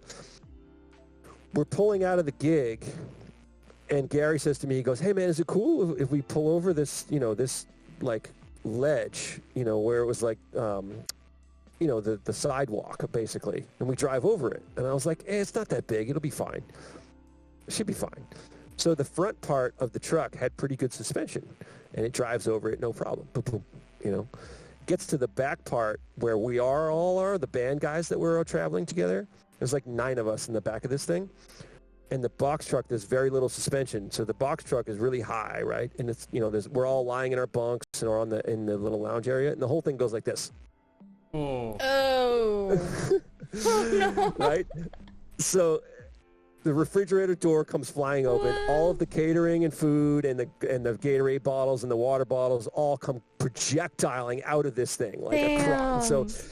So AJ, the bass player, comes flying. He's in the top bunk, right? So it's 3 bunks what? up. He's in the he top was there, bunk. like laying down. He's laying down in his bunk. He comes flying out of his bunk, rips the curtain off, right, with him. I can so picture this in my head, like, trying to save and he himself. comes flying out of his bunk and lands on the ground. Like, dudes are rolling out of their bunks and stuff flying everywhere. Oh, no. There's, like, guitars flying everywhere. Earthquake. There's food flying everywhere. It's just a Sandy. total disaster. Jeez. And it was wild. It was really, really wild. I was like, that was a really big mistake. So did anybody actually have like bruises and they got really badly hurt from the whole thing, or just bad food everywhere? Yeah, I mean, AJ probably was the worst of it because he was up high in the bunk and he fell like 5 feet to the ground. But other than that, it wasn't the worst of things. But yeah, it was a pretty rough one. Outside of that, it's usually just little things like, really crappy gear, things breaking down, it's definitely, it's always like a stressful environment. You know what I mean? The traveling and not using your own equipment and that kind of stuff can be pretty wild. Yeah. So you teach. So now how's your teaching schedule? Do you do classes online? Like if somebody's interested in taking lessons from you? Yeah, for sure. So over the past year and a half, I've kind of done a little bit more. I wanted to make my setup nice enough so that I could really teach well online and people could get a really good experience, like they were watching a video of me on YouTube, but you're getting me live. Yeah. So that was part of the reason why I started setting all this stuff up, was to be able to do that. And so I have students that come to me from Washington, D.C. and Virginia. And I have a few other, online students. I don't have a ton of them at the moment, but, it works out really good. And then this studio setup also doubles as a recording setup, so I can record for other artists and things like that. So I've been doing that as well. But I teach in person here at the building, a number of students every week. So I have a dozen kids that I'm teaching a week here. And then I do, in addition to that, I have this music school. I call it my Bandstand Live Rock Academy. And these kids come in every week and they do like a School of Rock style setup. So they're taking a class. It's a live band setup with a drum kit and an amplifiers on stage. Some of you have seen my live stream from my band event where we're set up on stage and there's some lighting and stuff. Well, that's the same stage that I use for my kids for their rock band setup. So when they come in every week, they get to set up on that stage and play. That's cool. I love that. So, yeah, so it's pretty cool. So I'm doing, the teaching thing, but also running the music school as well. And it's really cool. It's been really great. So enjoying it quite a bit. That sounds amazing. That sounds like a dream. Yeah. That's kind of like... It's been great. That's something that I feel like you're not only doing something you love, but you're also helping develop future artists like yourself that want to make it a passion. So there's a lot of great elements to it. First of which is, of course, that you're like, you're helping young people develop an interest in music and a love for an instrument. But even as a musician, it's something where you have to break down your ability to play your instrument back to the point where you started, so that you can then go, oh, now I can tell somebody how to do this and this and this. And, and you have to be able to figure that out. So I think as a musician, it actually makes you a better musician, because then you have to really be able to go, okay, here's what I can do, and this is how I need to translate that to somebody else so that they can play it. And it's a cool challenge, and there's a lot of creativity involved, because you have to be like, everyone learns differently, and you want to figure out the best way for them to learn. Sometimes, like, the book work thing really works great for a student, and sometimes it doesn't, So you want to be flexible and be like, hey, let's do it this way or that way, whatever works best for you. Let's figure it out, Like the technical stuff, right? Sometimes kids just want to play, and then as they progress, they're like, okay, I really want to learn how to play now. So, like, teach me the real stuff, like the book stuff. Totally. Yeah, so I get exactly. that. So what's the youngest that you're teaching right now? What's the youngest, and do you have like an age limit that you start teaching? I try to not do younger than like 6. Okay. I feel even at 6 is a challenge, especially for drums, because A, it's a big instrument, and then B, it's not a melodic instrument. So kids can find that they get frustrated with it because they're not playing their favorite song melodically on it, whereas if you learn guitar or piano, you could start to figure out a riff or a little part on the piano, and you go, oh, that sounds like this, whereas if you learn one drum beat, you're like, well, you could technically use that drum beat in a handful of different songs. Yeah. So it's a little bit harder to relate back to the music, You're like, oh, okay. And then you got to figure out physically how to adapt to playing the drums, and that could be challenging for young kids. So again, the creativity comes into play, because it's like, well, how do I get them to relate to music, and what do we do? You know what I mean? So I have to find the best way to connect with a young kid. It's like, Can't Stop the Feeling from the Trolls movie, They don't know what, they just know that they love the song, So I just break it down to its most basic thing, and I go, can't stop the feeling, and teach them the most simple beat, and they're playing Justin Timberlake, and that's all it is, So, and they're excited, they're into it, they're like, yeah, I know this song, this is my favorite movie. So that's the best way to connect with it, somebody who's really young, even though that's the only beat they could play, they feel like they got somewhere, they had success. Yeah. the challenge then becomes, where do you go from there? You know what I mean? Once you've got them doing that, it's like, well, it's only one beat. I don't know. I can't teach them, a syncopated beat because it's too challenging. Yeah. Goose. I have a kid who's 7 who's doing okay, and it's going good. 7, yes. So I have a 7-year-old, and he goes behind the drums, and he's like, look, I'm going to play you my song. And he just starts beating on it and doing his little, and he has his little, his dad was a drummer. I try to be a drummer, but it's in them, I feel. I totally adhere to this. Like, the exposure thing is key for young kids. Like, if they're exposed to instruments and people playing music and people playing drums especially, and you're trying to get them into playing drums, it's so much easier because they've already seen it. They've already seen what people are doing and the movements they're making. And it makes so much more sense, Sometimes parents are a little bit ambitious, and they go, oh, I need to force my kid into doing activities. No. Well, music is fun. Let's do music, and they have no idea why they're doing it, So it's a challenge. It has to be them. It has to be them that wants it. And I would never force, anything. So it's cute to see that. And then he was teaching him a little bit the other day, and I was like, oh, and I was like, I think he does have it in him. He was picking it up pretty good, too. Yeah, well, there's so many drummers in my family. I think that's why there's so many drummers on the podcast. Kids are like a sponge. They, pick up everything, easily. Yeah. So totally. 7 like is I said, a good I age. think that exposure thing is key. You know what I mean? If they're seeing it, they're seeing the motions happening, the movements. When you're trying to explain it to them, they don't look at it as foreign as much. They just go, okay, I get it. Yeah, like what Goose said, even adults, they want to pick it up really quick, and then they're like, yeah, teach me Meshuggah.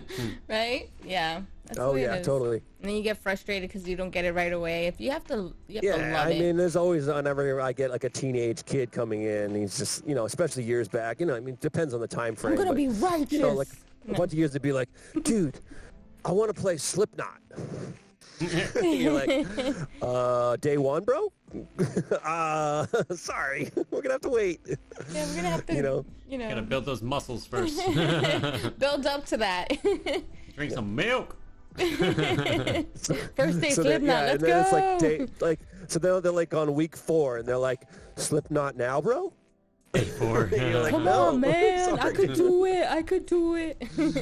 Give me a chance. Just give me a chance. Oh my god. It's like, okay, all right, so here this is the first section of it. See if you can play it. No? Okay, then we got to build up to it. Right. Yeah, I mean, it's, it's challenging. Michael C. Stone's saying that his mom, forced him to take piano. Yeah.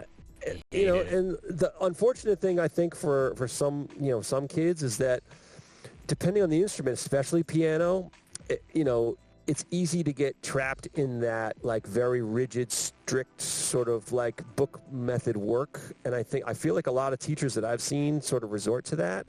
And I feel like that's the trick, is to not do that. Like, not force a young kid, a young Michael, to rip, scales all day long. That's, because it's boring. You got to be more creative than that. You got to find a different way to approach it. Otherwise, they're just going to lose it and hate it. Yeah. So it's tough. Also, guys, if you have any questions for Matt, feel free to put it in chat so we can ask him too. Goose Chase makes another great point. I mean, the practice thing is such a challenge for everyone. It's a challenge for me. It's a challenge for every musician. But when you're teaching someone, you try to impart on them how much time it takes to develop. When you're developing an instrument, doesn't matter what instrument it is, if it's guitar, piano, bass, drums, you're recording muscle memory patterns into your body. You're literally recording that information into your brain and your spinal column so that your body will react to the things you ask it to do with your brain. And it takes time, and it's literally like, how much time does it require in order to be able to do this thing successfully from now on and never have it go away? And a lot of it takes maintenance and upkeep, and it's like it's a big challenge. So trying to get even adults that I have, I'm like, look, guys, I had this woman in yesterday, and I was like, so here's what I want you to do. I was like, when you sit down and watch TV tonight, you're going to watch the show you're watching. Make sure you're not watching a show that's like on demand or you can skip through the commercials. I said every time a TV commercial comes on, mute it, and play paradiddles for the entire time that the TV show is muted. That's a good tip. And then as soon as the commercials are over, unmute it and watch the show. And then as the next set of commercials comes up, mute it and play paradiddles don't stop the entire time that the commercials are running, and then unmute it again. And it's like you got to come up with weird, creative ways, even to get even adults to figure out how to practice. It's like if you don't do one thing for 2 minutes, it ain't happening, bro. Like if I just teach you how to play We Will Rock You one time, it's like you could do it. But you need to be able to maintain it for 4.5 minutes. Yeah. It takes work. It's kind of, as a teacher, you have to find little things to have your students find the time. It's like me when teaching meditation. People, I don't have time to meditate. Well, do you take a shower every day, or I hope every other day at least? Well, you're gonna have some time to That's my meditation time. Shower meditation. Just be there and meditate in the shower, because you take a shower every day, right? So you have time in the day to do that. So that's like what you said with the commercial, So yeah, as a teacher, you have to find things. So it's always a challenge, you know what I mean? And I find it with young kids, especially, it's like you keep telling them, it's like, well, you should try this, and then they go on their merry way, and some of them adapt into the thing, and some of them don't, So it's always a challenge. Yeah, you have to wholeheartedly love it. So, what was your first concert that you ever went to that you're like, ooh, I want to be like a rocker? Like, what was your first concert you ever went to as a child? 1988, I went and saw AC/DC on the Blow Up Your Video tour. That was the first one. Whoa, that was your first concert experience? No wonder. It was awesome. AC/DC. And the opening band was LA Guns. What? Imagine. Yeah, it was fantastic. So it was really cool, right? So imagine this. So there was like, I think 8 of us maybe that went, and it was like one parent that was like the cool parent that took us to the show. You know what I mean? It was like the one parent that was like, oh, I love rock music. I'll take you guys to the concert. So they worked it out, and they bought a whole bunch of tickets for us, and we all went. And so all the guys that were in this little group that I went with, they all bought the same tour T-shirt from the Blow Up Your Video tour for AC/DC for that year. Mm-hmm. Had Angus on the front busting out of a TV screen, and the AC/DC logo. Wow. Well, at the time, I was also really big into Iron Maiden. So I had an Iron Maiden Killers T-shirt that I would wear quite a bit, right? So we took the group class picture for everyone in the 6th grade, and all of the guys in my group we all stood together in this one little section. So it was 8 of us. So there was 7 AC/DC Blow Up Your Video shirts and 1 Iron Maiden shirt in this one little block of a section of the class picture. It was hilarious. Oh, wow. I love that. That's a great story. So all the guys were wearing the same shirt. It was so funny. Wow. Goose was like, that was the year I was born. Yeah, right. Let's see, we got 81 Loverboy, we got 21 and 81. Wow, Cat Mama. Okay, that's awesome. I wasn't even born. Yeah. I know, wow. It's wild, right? It's crazy Amazing. times. Things go fast. So but yeah, so that was my first. I think I that gave gave to you go the to a bug. couple of cool shows when I was a kid. Yeah. So top 5, I guess, out of all the concerts. I know you've seen Seven Dust 30 plus times. Yes, they're at the top. But so I'll just tell one other quick story real quick. So one of the next concerts that I was scheduled to go to, so when I was a kid, the first 3 that I saw was AC/DC Blow Up Your Video, and the next one was Motley Crue on the Dr. Feelgood tour. All right, and that also with Warrant. So that was a really awesome show. And then the next concert I was going to go to was going to be Iron Maiden, which at the time was one of my favorite bands. As a young kid, I was super into Iron Maiden, and they were coming around on tour, and I had bought tickets with my buddies. And then I got in trouble with my parents a little bit for some stuff. I can't remember exactly what it was. And they said to me, well, you can only go to one concert this year. You already have tickets to the Iron Maiden concert. You can't go to any other concerts. Aww. And I was like, all right, well, that's a compromise. At least it's Iron Maiden. I get to see them. I'm excited. Right. So, I don't even know how long it was, a month or whatever, before the Iron Maiden concert comes around. Painkiller, the Painkiller tour that Judas Priest was on. It was Painkiller, was Testament, Megadeth, and Judas Priest were touring. This is 1991. And my buddies, the same buddies that we were going to go see Iron Maiden, were like, we got tickets to see Judas Priest. We're going. Testament. And I was like, okay, right? And they were like, just come over and stay at my house, and you just won't tell your mom that we went. It's no problem. What? Typical, right? Right? Yeah, we all did And that. Come on, let's not lie. Of course, you know what I mean? So, yeah, exactly. So that's what I did. Party. And of course, 2 hours into being over there and us being gone to the concert, my mom calls my buddy's house and was like, hey, is Matt there? I wanted to ask him about something. And the dude's mom was like, no, the boys went to the concert, the Judas Priest concert tonight. Uh-oh. She shouted you out, ratted out. Right? Say hi to your mother for me, okay? I like that. You know what I mean? Yeah, it ruined it, the whole thing. It was bad. So I got Your mom was grounded, and cool about it later? So I couldn't go see the Iron Maiden concert that I had tickets to, but I did get to see Judas Priest. So Because he had one concert to choose from. Damn. But yeah, so real quick, the top ones that I've seen, Rammstein. Those guys put on the most amazing production and live sounding concert anywhere ever. Just 100% hands down. Flames everywhere. It's amazing. The band sounds so good. The production is so sick. My wife and I, we saw them in Paris, and it was one of the coolest shows I've ever seen. Actually, two different shows that we saw. We saw one in Worcester, in Massachusetts, a few years back, which was really great, and then the Paris one. So, but just Rammstein as a whole. Iron Maiden also, for me, is definitely up there. And then Operation Mindcrime live with Queensryche. So those would be like the top live, experiences that I've had. Wow. Well, yeah, that sounds really eventful, all of those. And speaking of eventful stuff, his band, The Event. So right now you guys are working on new music and gigs. So yeah, well, so like I said, we've kind of shifted towards the semi-studio environment, or at least the live streaming / social media environment, and that's what we're kind of focusing on. So we don't really, have to worry so much about like a release schedule. We just kind of release material as it's done. Hey. Hey, Joe. Beep beep.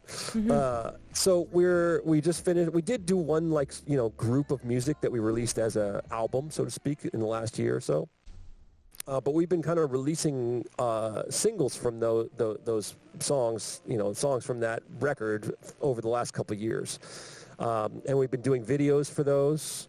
So we'll do like production videos where we'll do like a thing, or we'll do like a studio video or just something like that. And then as far as live performances go, that band is going to be strictly here on Twitch, as far as I'm concerned, for the foreseeable future. I don't think that we'll ever go out and do, any live gigging per se, in clubs, or unless, if at some point there was a big following and a need for it, then I would say maybe, but I think the likelihood is very slim. I think we'll probably just do pretty much exclusively online live streaming, and that's it. And recordings. Ooh. Yeah. Just because the environment is so well controlled, and things that we can really do what we want to do to make it look and sound the way we want it to, it's a great environment, Berklee show. Yeah, well, Berklee. yeah. Debbie mentioned that we'll play at Berklee because Sean, the guitar player, songwriter for the band, he's an instructor at Berklee. He's been teaching there for many years. Oh, nice. Since we left, he was pretty much a couple years after we left, he was hired on as a full-time teacher at the school. So we've been going back to Berklee from time to time to play for the kids, the students. So we That's do awesome. some gigs in that regard. Yeah. So how was that like, going to Berklee? I mean, that's like a lot of musicians' dreams to go there, and I wanted to go. Yeah. I mean, Berklee is really cool. It's super expensive, unfortunately, for everyone. it's a challenge. I learned a lot of really great things, but I was young and right out of high school, and I felt like looking back at it, I have a different perspective. So at the time, I was just trying to hold on. You know what I mean? I'm like, we're in this for the ride. Let's just do it. You know what I mean? Yeah. Do whatever you got to do to get through it, And it was super cool. I met a lot of really great people and, people that I still work with in a musical capacity to this day in some cases. But looking back on it, I felt like, I missed out on certain opportunities because I wasn't maybe as prepared as I wanted to be in certain areas. I mean, you can always say hindsight or whatever, it's kind of a bummer in that regard, but because there's so much there's so many great teachers and with so much talent that if you're only at a certain level, you can only take a certain amount of their knowledge and use it. Whereas if you were a little bit higher up, you can take that knowledge and really turn it into something. So I felt like I had stunted myself a little bit based on that, and my music theory knowledge and all that was very limited. Just being a drummer, the average drummer instead of a musician, what people want to make jokes. I was trying to catch up a lot, you know what I mean? Trying to keep figuring stuff out and be like, oh, okay, chords and scales and, harmonic minor and blah, blah, blah, all this stuff. And it was just, it was a lot to take in. That's nice, man. Do you want to rock out another song? Yes, I want an event song. What are you feeling? Right? What are you feeling? Here's the thing. My original idea was to do, because I know we talked about maybe 3 songs. I wasn't sure if you wanted to do more or less than that. I could definitely pull something up for you if you wanted to do another event song, but I talked about this a little bit about having some sort of creative freedom on my stream, to kind of express myself as a drummer and do things that I might not normally do in a performance situation with an artist. Just because, you're playing generally for the song and you want the song to be representative of the song and the singer and the melody and the words and not the dude in the background blasting a million notes. It's kind of important to do that. So on my stream, I like to do all of that. I like to play for the song for certain songs that it makes sense to do so. But then in other cases, I like to just do what I call overplaying and just take a song and just literally just. Is that where that email came from? Is that what that's where it came from and evolved from? Yeah. Okay. Well, so I'll tell you where the exact quote came from, right? So I'll tell you the exact story. So there's a drum teacher, an amazing drummer named Dave DeCenzo, who's at Berklee, and I studied with him at Berklee, and he went to see Dave Matthews Band and saw Carter Beauford playing with Dave Matthews. And if you as a drummer, that Carter is a very intricate player. He plays a lot of very technically, challenging parts and intricate stuff. So we got into class the next week or whatever, and Dave was like, yeah, I saw the Dave Matthews Band. He's like, man, those guys were amazing, but dude, somebody needs to call the overplaying police on Carter, man, because he is just, wow. Oh. And I was like, okay. And that stuck with me. The overplaying police thing was I just thought it was the funniest thing I ever heard. I was like, this is hilarious. So I've been saying it ever since. Whenever you see somebody who's taking a little bit of liberties on the music and maybe playing a little bit more and filling a little bit more space than they probably should, that's when I'll say, yeah, man, that's overplaying. You know what I mean? But in some cases it makes sense. I feel like you're showcasing your talent here on Twitch if you're just playing by yourself as a drummer. I do it. Michael Stone does it. Darkman does it. Jay from Mod does it. We all, are here to shred some beats for you guys and be, and just hit it. Yeah, heck yeah, I feel otherwise, that. You guys are like, this dude's just, Charlie Watson it up over there. I mean, it's cool, but it ain't that exciting to watch, I'll be honest. You know what I mean? So if you're just backbeating the shit all night 2 and 4, it's like, okay, well, that was a cool stream, dude, but you might want to do something a little bit more exciting, You want to add your own thing. Let's put a little jazz hands into the show, okay? So, so it's part of what I do on my Twitch stream is to overplay a little bit. So I had this Janet Jackson song called "If," which you mentioned earlier. That was what played in the Yes. playlist, and I like to play this Janet Jackson song, and then overplay the crap out of it. So I'm excited if you because guys I would love this like to hear song. me do that, I'd be more than happy to do that for you. Let's do it. Let's live What it do we up. think? Let's overplay "If" by Janet Jackson. Okay, I'm excited for this. Super excited. All right. All right. All right, let's do it. Are we ready? Tacoma! I think Tommy's ready. Let's go. Hype it up in chat, everyone. Matt All right, here it Scurfield comes. here on YenYorkCity So Live. again, this is Janet Jackson. If.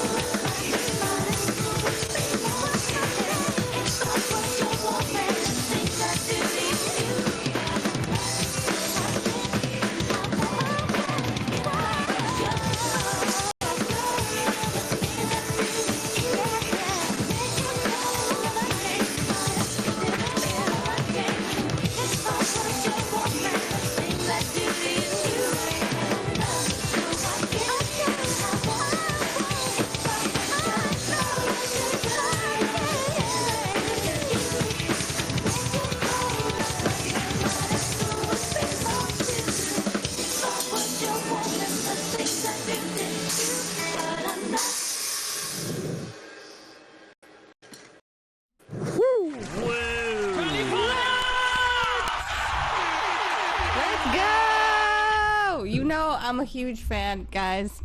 Oh my God, I know all the steps. Me and Debbie, if we were together, we would be dancing together, girl. You already know. So if you're hearing some weird background stuff, our neighbors are just blasting music right now. So yeah, we got new neighbors. Fun. I'm cutting in and out every time we're talking, so yeah. It's like, if you hear like bass, it's them like just going at it right now. So we're trying to develop a goal where we can get ourselves a studio and we don't have to do this at home. So. That's right. Yeah. The whole overplaying, I was like, oh, this is where he's gonna really overplay. He's like, he's been overplaying the entire song. I'm like, yes, great. Yes. So, the joke here is that you do that on a gig, you're fired. it's the bottom line. Yeah, you don't want to do that. So like in our case, like Luna, myself, other drummers that are here in the chat, this is a safe space for the overplaying.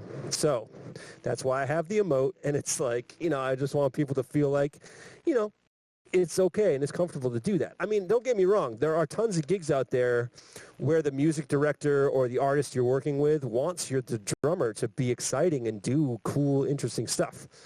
It's not like it doesn't happen. It totally happens, But there are also a lot of gigs where, it's required to just be there for the song and do the gig, And so you got to know your environment and understand the kinds of things.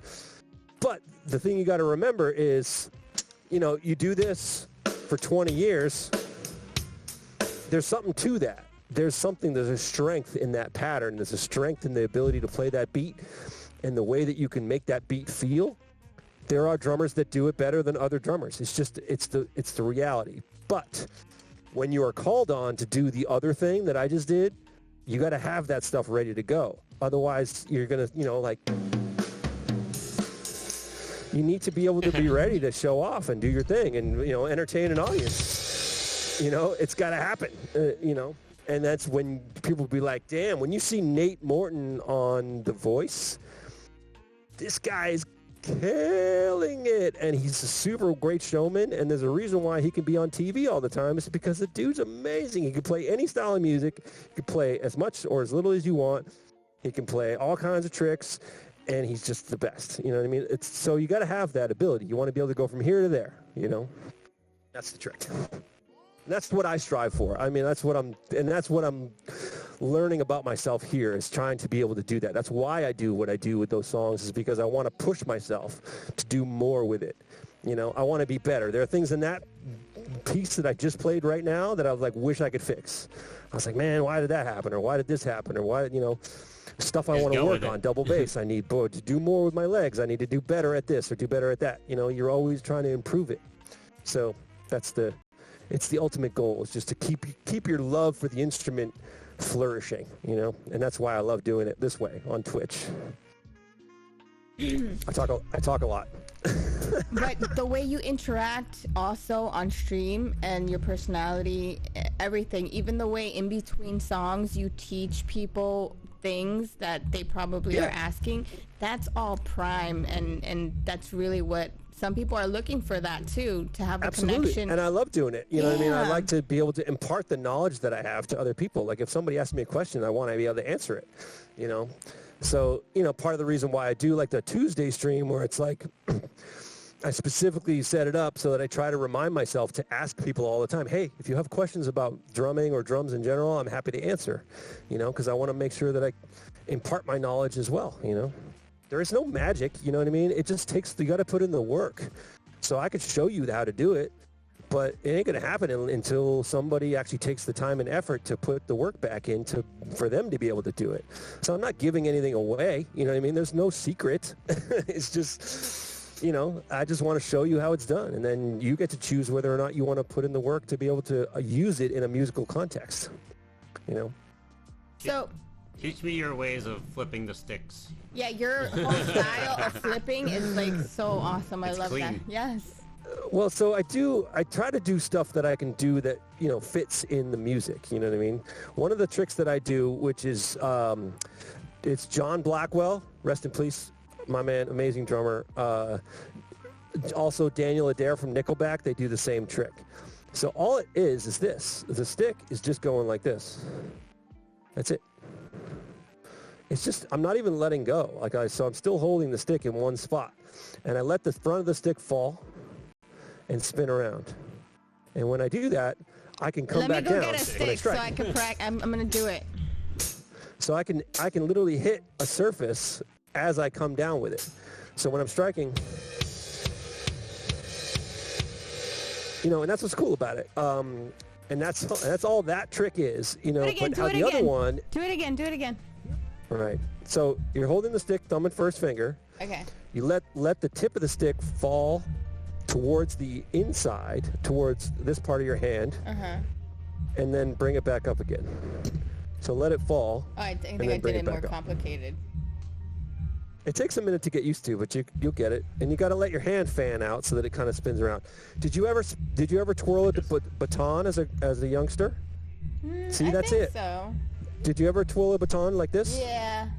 It's that same movement, just half of it. Just stop it one time around. That's it. Do it, babe. I think I'm doing it. So the trick is to only work on one axis, so you don't do more than one. I'm putting it all my fingers. So you don't want to go back and forth. You just want to do one time around and then stop, and then you can come down and strike. So that's trick number one, and then trick number two. When I do it like that, just like the grip, it's like it's not there for me. Yeah, that's Luna. You got it right there. That's it. You just did it. I just feel like when I twist it, I feel like it's gonna fly out of my fingers, just going forward. Luna, the only trick to doing it that I do is I try to go straight up and down. So when you come back down, you can strike something. Just let it fall down. So when you drop it all the way down towards your elbow, and then bring it directly back down again. So when I spin it, I come around. Instead of going sideways, I don't want it to go sideways. I want it to go up and down, and that's the only trick. That's the only difference. I see. Okay, that's a more rotational. See, I just dropped it. So the other one I do is the old school Tommy Lee type spin where I just put it in between two fingers. All right, and then I let the stick spin. I go backwards instead of forwards. So it comes back towards my elbow on one side of my hand and spins, and that's all it is. You could do it forward too if you want. Some people like to do it forward. Yeah, I've noticed a lot of forward. I do it backwards so that you can get off of the stick like this and come back again. You can strike. Oh, I dropped it again. Okay. I got it. So yeah, it's all fun. I mean, stick tricks and all that stuff. It's entertainment. It's part of the job of entertaining an audience. So you want to be fun to watch. That's how I look at it. Some people look at it as like showboating or like, and I look at it as like, trying to keep people engaged. So they're like, oh, what's going on back there? That's the thing. Some guys are able to exude their personality from behind the drum kit. Like you take like Ringo Starr, for example. Ringo Starr just had such a fun, with the way he sat at the drums. He didn't need to do stick tricks, you know what I mean? But if you're playing hard rock and you're making what we call the mule face, where you're like, people think you're angry all the time. So you got to do other stuff, you know what I mean, to keep it interesting. Face. Otherwise, they're like, why is that guy so mad at me? I didn't do anything to him. So that's what we do. So what's your schedule so that's the like? whole concept of overplaying, So there you go. That's what I do. I kind of try to do it like at the end of every stream. So I get to the point where at the end of each stream, I'll do like a one song where I'm going to, overplay the crap out of it. So you would say, what's the style that you put yourself into? Like, what category would you say is more of your style of playing? Like, there's people that feel more into like the jazz fusion, the metal, the classic rock. I would definitely say I would just call myself a hard rock drummer. I mean, I just, so I kind of go from all. I do a little bit of the classic rock, 80s rock, alternative rock up to like the newer stuff. So just all that stuff is kind of my bag of tricks. However, that being said, I've spent 35 years trying to learn the drums. I can play other styles of music, not maybe as well as some of those others, but I'm pretty well versed. Just because, I spent a lot of money going to Berklee, I hope I learned something, you know what I mean?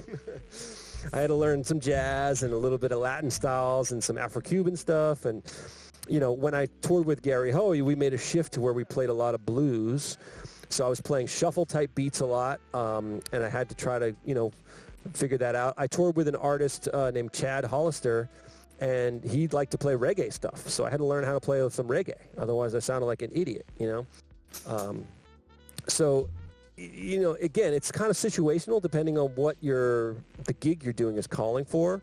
But again, if you're not prepared even to play it a little bit to kind of get by, then you're in the danger zone pretty quick. You know what I mean? So you want to be ready to have a lot of stuff, you want to have a lot of different tools in your tool belt so you can just kind of pull them out at any time, So who were your influences growing up that molded your style?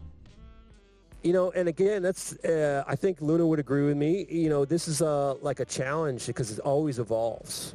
I think when I was first getting into playing the drums, it was just based on the bands that I listened to that my brother introduced me to. Be it Guns N' Roses or Iron Maiden or Metallica or, stuff like that. So any of those hard rock guys was kind of our, me and my friends were all into those bands. We were into we had this mindset that hair bands were too froofy or too pretty or whatever. We were like the denim and leather rock metal guys like Judas Priest, Maiden, Megadeth and stuff like that. It was a little bit more like the I don't know what you would call it, I call it denim and leather because all those guys, they would wear like denim jackets, and you had patches on it and this kind of stuff. It wasn't like hair metal, what is it like?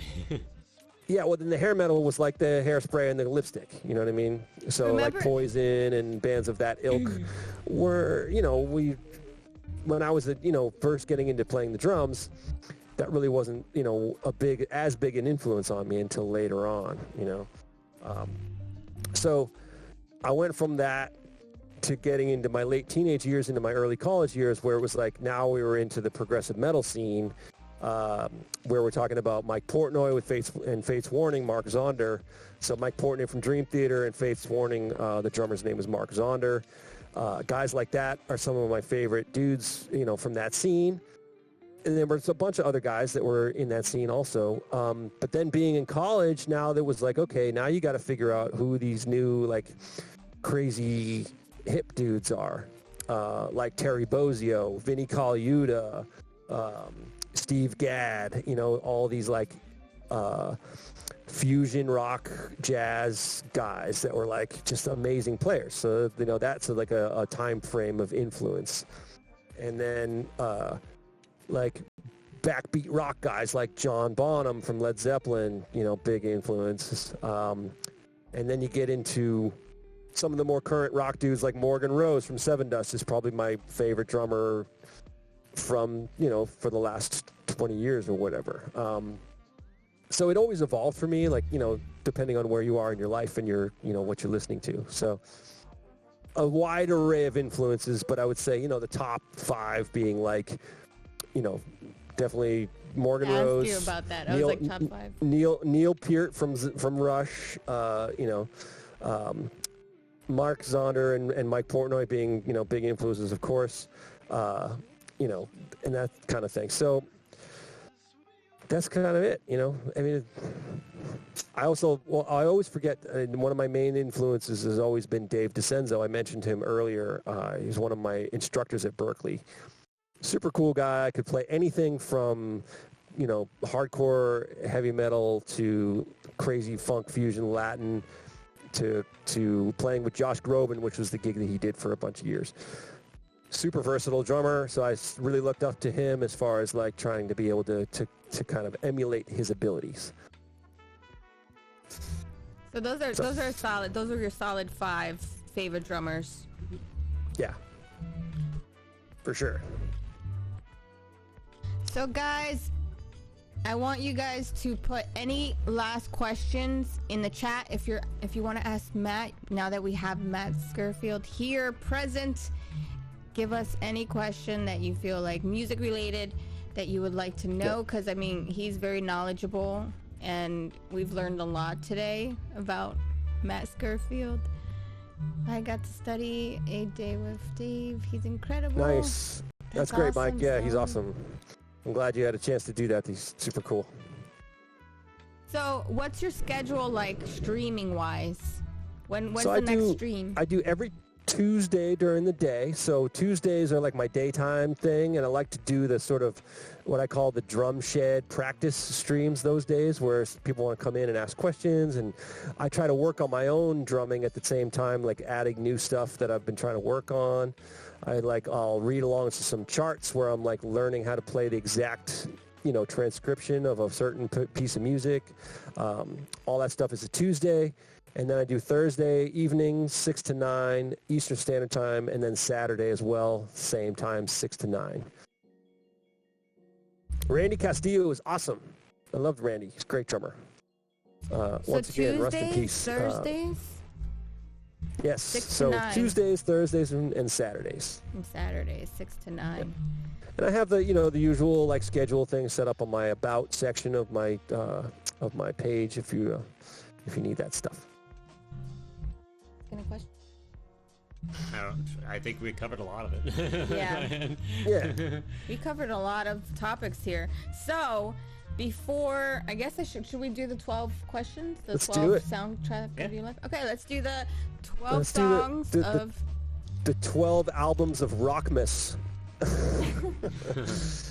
On this first day of rock school, we learned the album was...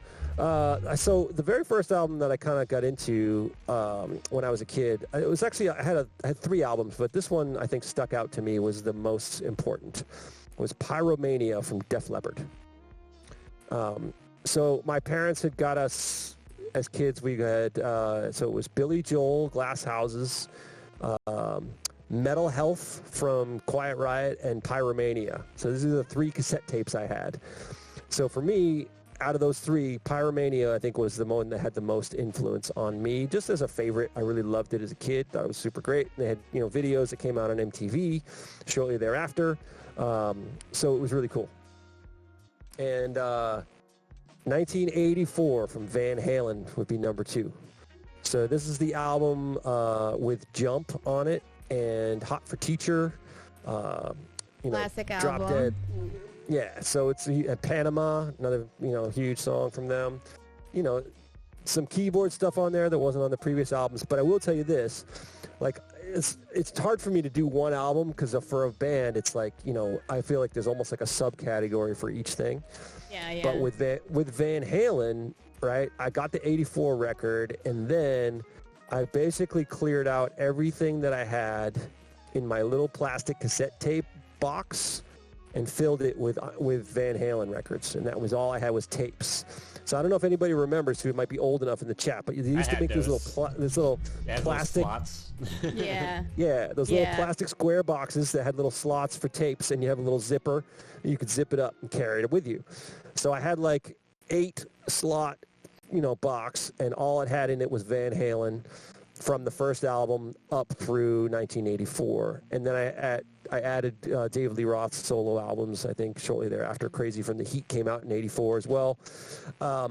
So, yeah, little cassette carriers. So, for me, that was like my whole life for a couple of years in elementary school, and I would literally go to school every day with that case with me, and then my buddy had a little portable tape deck that he would bring, and we would sit out side of the school, during our breaks, and we would talk about the band that we were going to make, and we would rip off Van Halen concepts for our band. Like, we were going to call our band Top Jimmy, or, we were going to call it this, that, or some rip off of Van Halen, because we didn't know better. We were just kids, But that was my whole life for a short period of time, was Van Halen. And I wanted to be David Lee Roth at the time.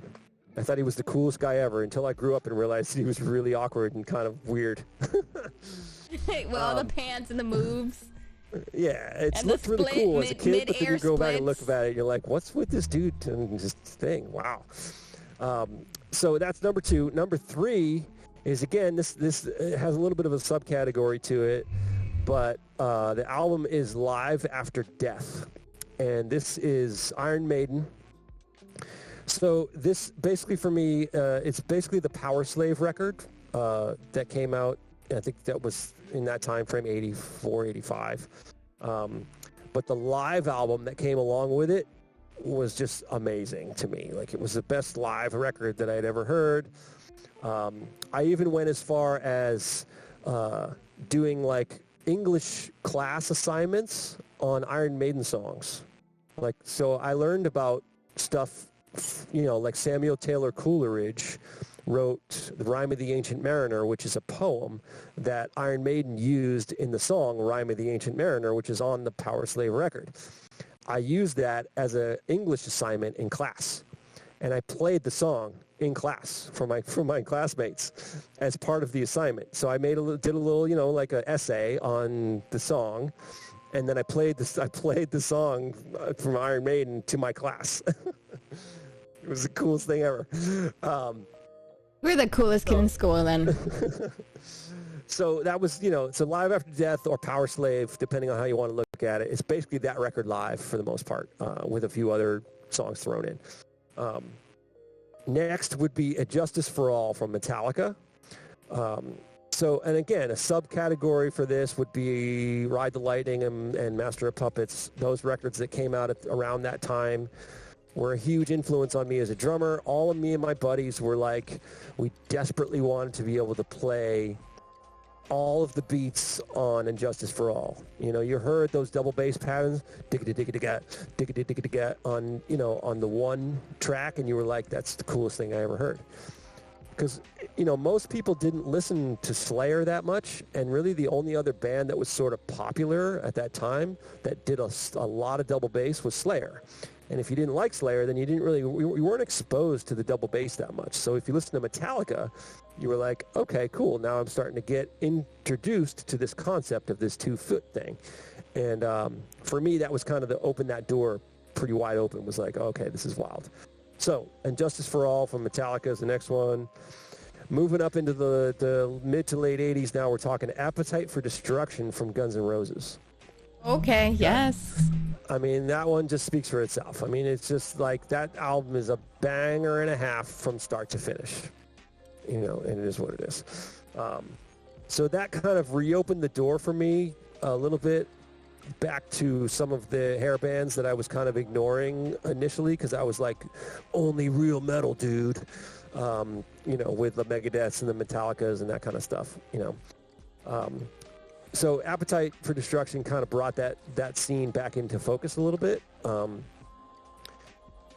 Moving on from there, all my buddies, my friend Dave that I told you about, we were in a band together ever since high school up until now. We got into Operation Mindcrime from Queensryche. And I failed earlier and didn't mention Scott Rockenfield as one of my biggest influences as a drummer. So Scott Rockenfield, the drummer from Queensryche, is also one of my huge influences. And that album, Operation Mindcrime, is probably, one of my top records of all time. And also one of the top live shows that I've ever seen in my whole life in terms of my favorite performance.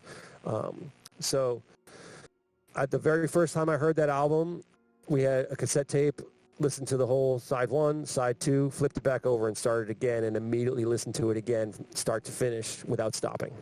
I've never, ever done that before or ever since, never listened to an entire album twice through, like back to back, without leaving the room or doing anything different.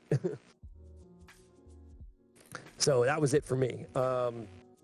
Moving on down the road. Now, again, there's a little bit of a subcategory here. Images and Words from Dream Theater when I was starting to get, out of high school into college.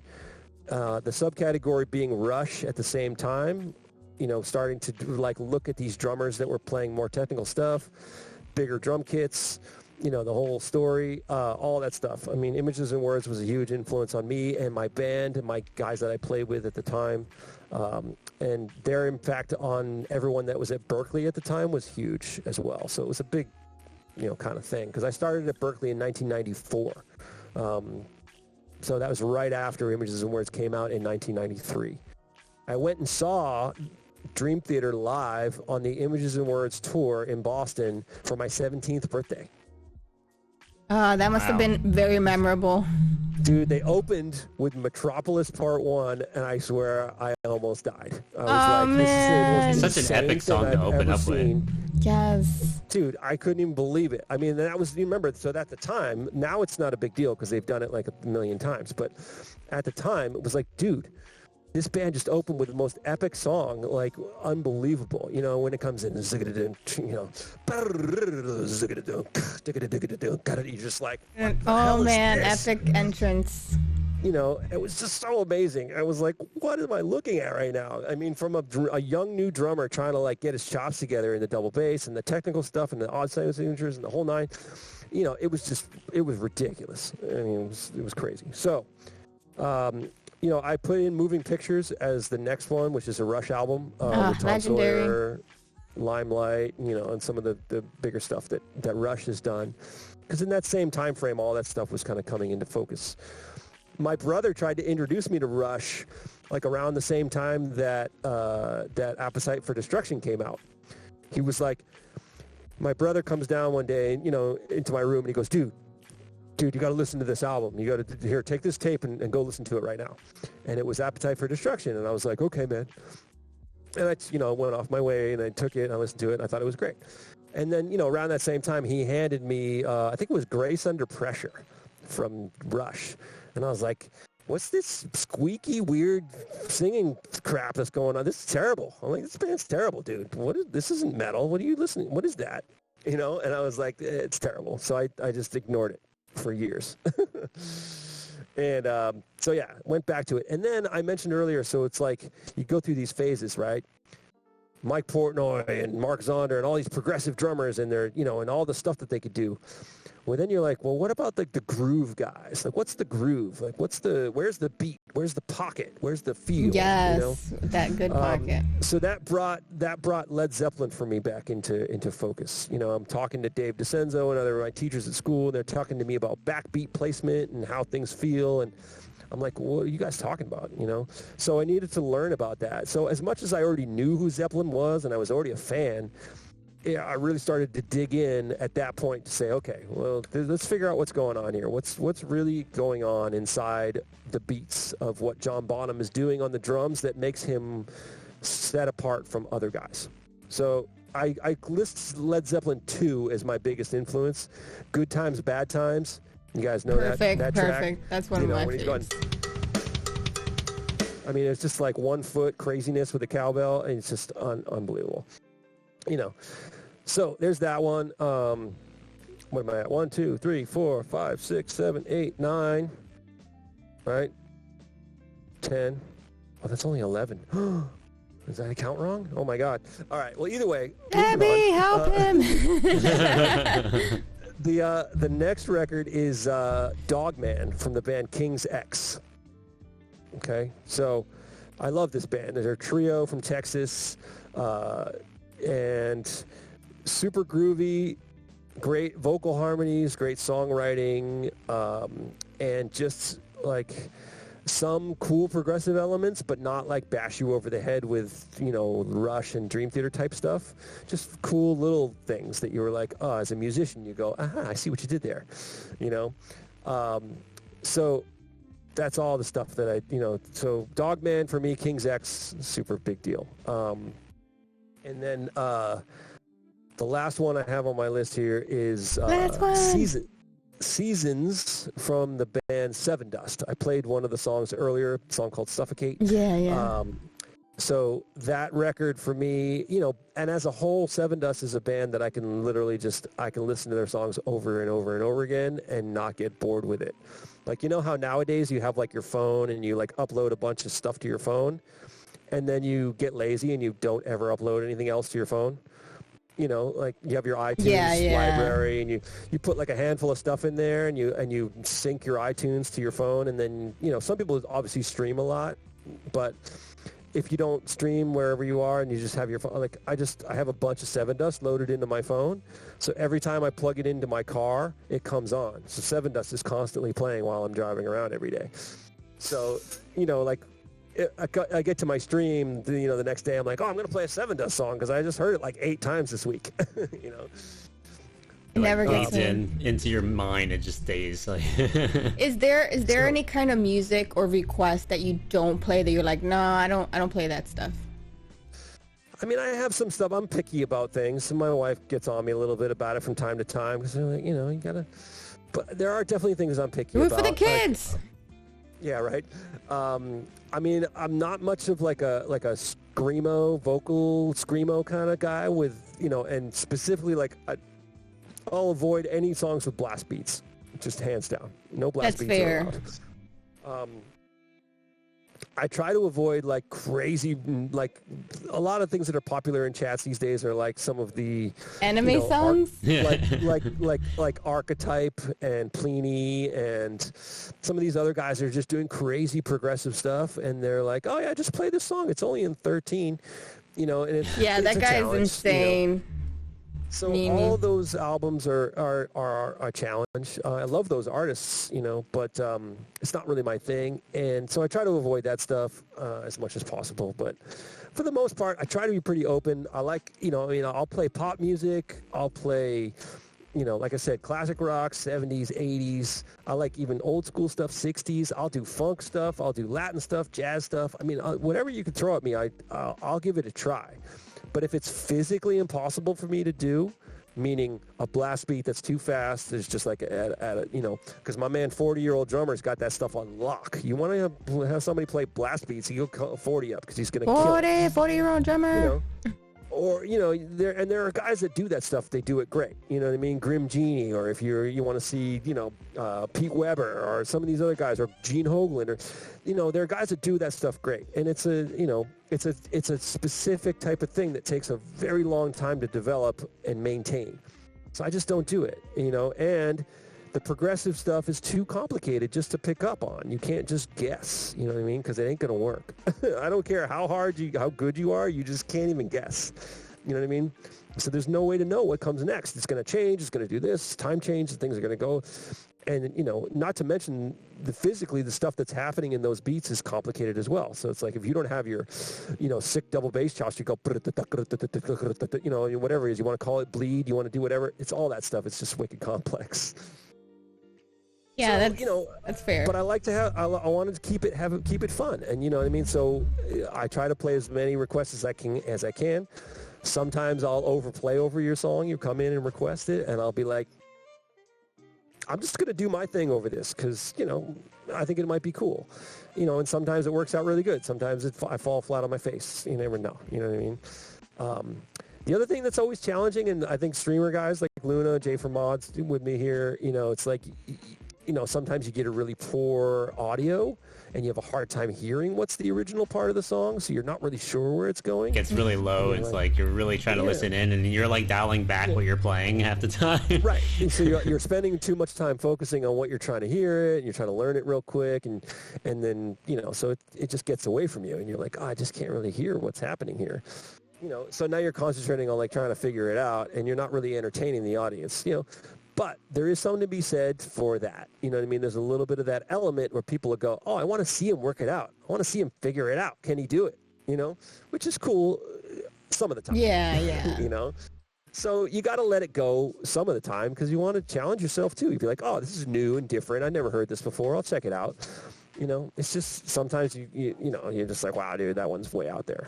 So do you stop the song? You're like, nope, I'm not doing this. Put another request in. Come on. But the other thing that's hard that you guys can also relate to is the energy that it takes. You know what I mean? It's like so it takes a lot of mental energy out of you in terms of your momentum of your stream. Like if you want to put on an entertaining environment or what you feel is like entertaining for you personally, where it's like you feel like you have a good flow going. And you're connecting with people and you're chatting and you're saying stuff and things are going and jokes are happening and tunes are coming in. You're like, oh, I love that song. And you get energized and you go, yeah, let's bang that one out. And you go, oh, the next one, this one's banger, cool, yeah. And it just goes and things are popping. And before you know it, 3 hours is like gone. And you're like, what the hell just happened?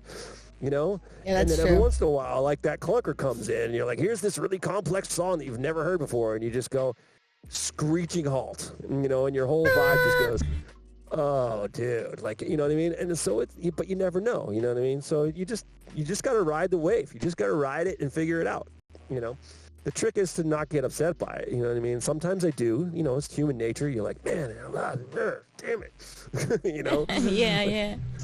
Yeah. be it either you're mad because you didn't like it, or me, you're mad because you couldn't physically do it, or, you know what I mean, whatever it is. Lady D. It's always a challenge, and that's what's cool about it, is like you never know what you're going to get. So it's not the same night after night playing the same set list, blah, blah, blah, and that can get old, you know what I mean? It's like the same That's jokes, true. the same interludes, the same, it's like... Switch it up sometimes, right? That you got to do it, and then sometimes you learn that you love a song you never heard that somebody requests. So that's kind of the flip of it all too. Absolutely, yeah. I mean, I discovered that I love playing over some some R&B hip hop tracks that I would never have played over. Like I love Flo Rida's song called "Low." I love playing drums over that. It's so much fun. There's something about the way that they rap and that the rhythms that they use when they are spitting in that song that makes it so interesting to me to play drums to. Super fun. I find new stuff and I'm like, oh, this is really cool and this fits in here and I could do that and do this. That's the way I am with like dubstep. Like you hear the nuances in the background.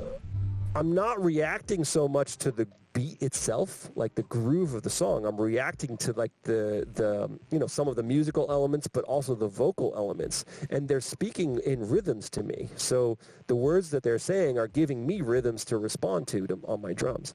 And that's what I love about it. I love, Jay from Mod plays a lot like that. I like, he's so good at it.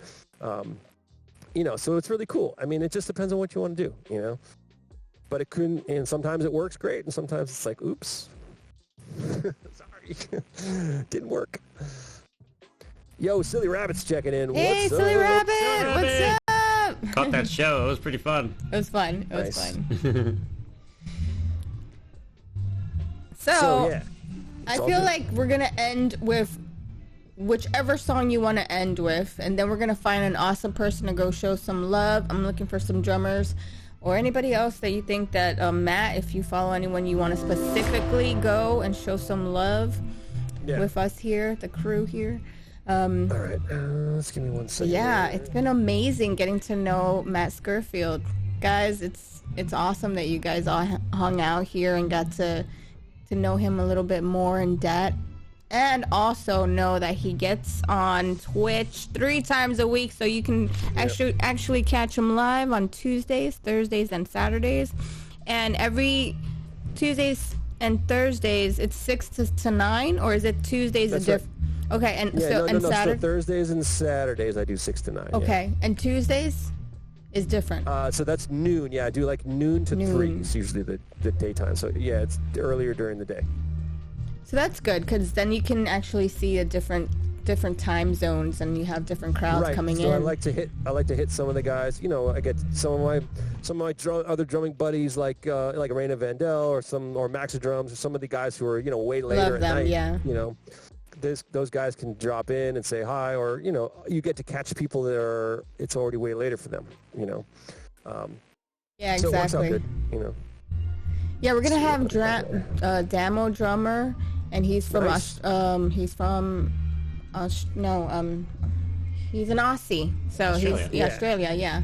And he's gonna be on next month, and that's gonna be fun. So yeah, accommodating everyone's time is also it's great to have different days, different times to see Cool. who comes in.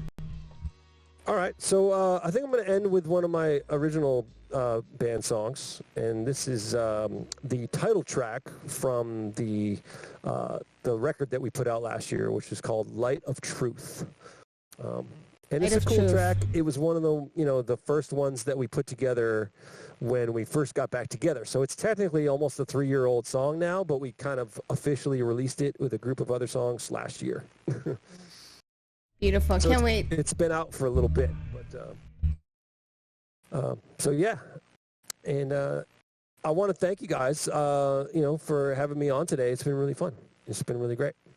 Thank you so much, Matt. You're incredible, amazing. We're glad that you decided to want to be on here too. So Yeah, thank you no for the worries. space and time that you gave us to get to know what makes you awesome. And there's so many reasons why you guys should go check out Matt.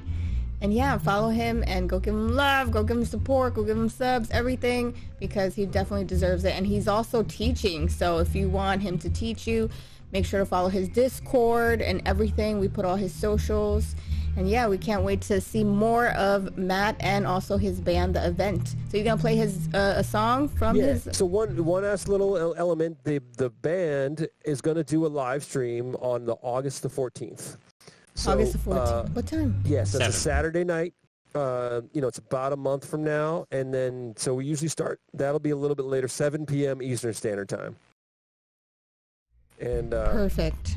Yeah, it's so all if the info's in chat. available, they're not out hot dogging and out at the beach and whatnot, then, come and hang with us on Twitch and we'll have a good time. Beautiful. So this is it. This is a song. Matt, thank you right. so much. Let's rock out The Event. All right. Here we go. This is Light of Truth.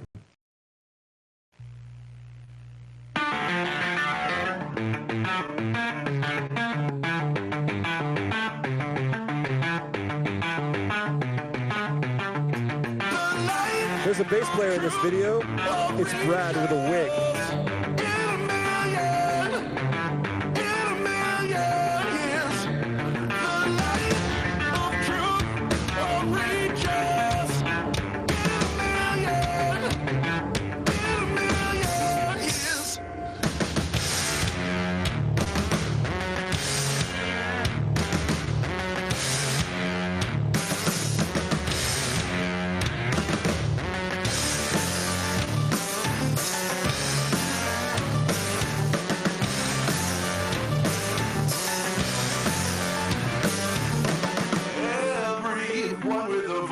Streaming, you got a choice, as long as you see the way they see. So far away from the eye, distance measured in time, the picture's always incomplete.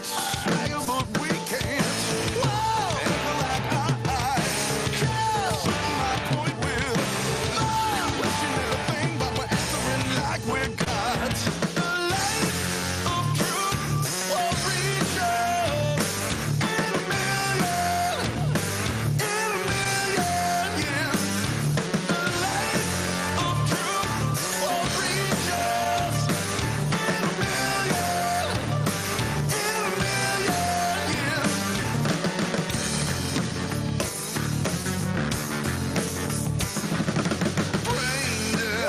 For the youth inside, coasting on fumes, history's certain to repeat. Then there's ones with the clues, so what we think we all do, too damned enlightened to retreat. But we can't ever like I something my point with. Question everything, but we're answering like we're gods.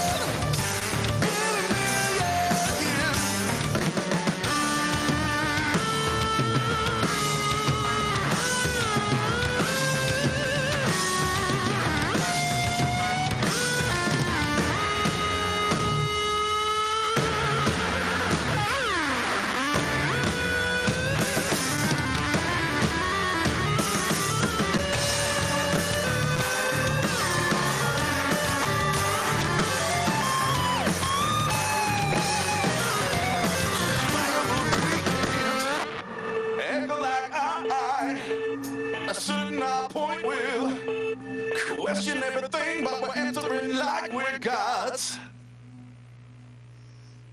The light of truth will reach us in a million years. The light of truth will reach us in a million years.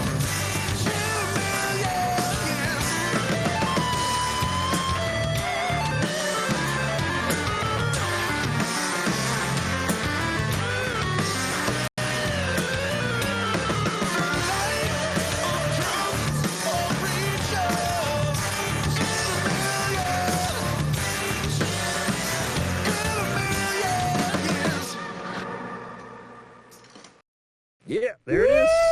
Amazing! That's right. Matt. Look at all the people here tonight. The wrong button there, y'all. It was such a pleasure, Matt. Thank you so much. These things going on. Oh, it's going Tacoma.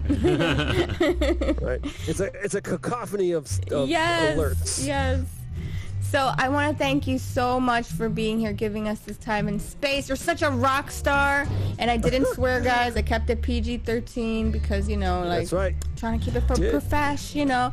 And also, you guys in chat, everybody that stayed, our queen, Debbie, his wife, his supporter, super amazing wife, supporter, and that's amazing to see in the community, you know, having partners there for you, and she's amazing in every stream. So I love that you thank her. If you don't mind, yeah, and I would like to say that, you know, for me, I know you guys are kind of similar to us in that regard. When you have somebody to work with together to kind of back you up as far as the whole Twitch environment, I rely so much on my wife, Debbie. She helps me out in so many ways to say, like, you know, she's like, you know, be careful when you say this, or who you know, how you do this, or try doing this, or maybe we should adjust that. We're or, the same way. You know, We're the same way. The songs that I play, the people that come into my chat, talk about, like, you know, a professional environment. Like, we keep, you know, we're like, oh, well, so-and-so said this, or this happened, or what, you know, who is this person? And all the connections and the things that we do, she's behind the scenes 100% on all of it. I just want you guys to know that. And if it wasn't for her, I feel like, you know, there would be so many, I'd be way, way, way less developed on Twitch if it wasn't for her. My Discord Big is hype like for Debbie, hearts for Debbie. My Discord is like interesting because she makes it that way. I'm like the worst at it. So just all that, you know, and I appreciate her a lot because she really, really, really helps me out so much on everything that I do on Twitch. So, my darling, I love you. Thank you for doing this with me. I love that. I love that you thank her after every stream, and I feel the love and the support, and that's really strong. And guys, make sure to follow Scurfield, Matt Scurfield. He's amazing, and he's like one of the best, if not, you know, like really somebody that you should follow and see how he does his streams if you're starting off as a streamer also, and just to learn, because you can learn a lot from Matt. Thank you so much, Matt. I hope to see you with your band, the event, doing your thing, you know, doing the original stuff too. And your overplaying is amazing. I love it. Keep doing it. Wish you many more success in your future. If you guys ever come to New York City, you guys have a double date here, you know, if you dinner or whatever. You're not that far. You're like, what, 4 hours, 5 hours, roughly? Oh, it's not even. I mean, we can do it in less than that. You can do it in 3.5 with no traffic. Let's do it. That's true. Let's do it. And also, if TwitchCon happens, I hope to see you guys in TwitchCon. You know, San Diego's beautiful. I would love to. I'm really looking. I would hope to. I hope that, you know, I'd like to do the TwitchCon thing for sure. I'm into that. We'll be there. Really cool. So we hope to meet you and Debbie one day. And thanks everybody in chat. Making money, gifting all those subs. I mean, there's just so many over here to even say. Making money, Eric. Making money, making moves. To the Goose Chase, to Silly Rabbit, to Darth Rips. Jay Formod, Michael C. Stone, Johnston, Nigel. I keep talking about this. Did you guys see Jay Formod get raided by T-Pain the other night? Oh I my heard gosh, about I it. saw about cool. I think it was it Twitter or was it? That's got to be an experience. Yeah. I'm so grateful that people are seeing you guys getting noticed, getting noticed, because I mean, It was awesome. To put so much work and effort into your craft and having, you know, the audience see and have people that are bigger and more powerful see you guys and then help also. That's what it's all about. That's community. Yeah, absolutely. So guys, we're gonna go support another drummer. Show some love. We're gonna show some love. We got H Ward drums we got lined up for us tonight. Yeah, I think that's the only drummer, unless you have somebody else that's a drummer that I don't know, that I'm not following, because I just see 2 drummers right now. Yeah, let's do Henry. That's great. Yeah. He's one of my boys. All right, For sure. Let's go show Henry some love. And guys, if you haven't already followed Matt, make sure to follow him. And Thursdays, Tuesdays, and Saturdays are his streaming days. Tuesdays is noon. He starts at noon. That's his early schedule. And then Thursdays and Saturdays, 6 to 9 Eastern time. So I hope to see you guys there. Let's go raid the next awesome drummer streamer. And I hope you guys have a beautiful night. You and Debbie, thank you so much. So much love to you guys. I'll see you guys on the next stream. Thank you. Bye. Have a great night, everyone. Good We'll see you later. night. Thank you. Peace. So much love.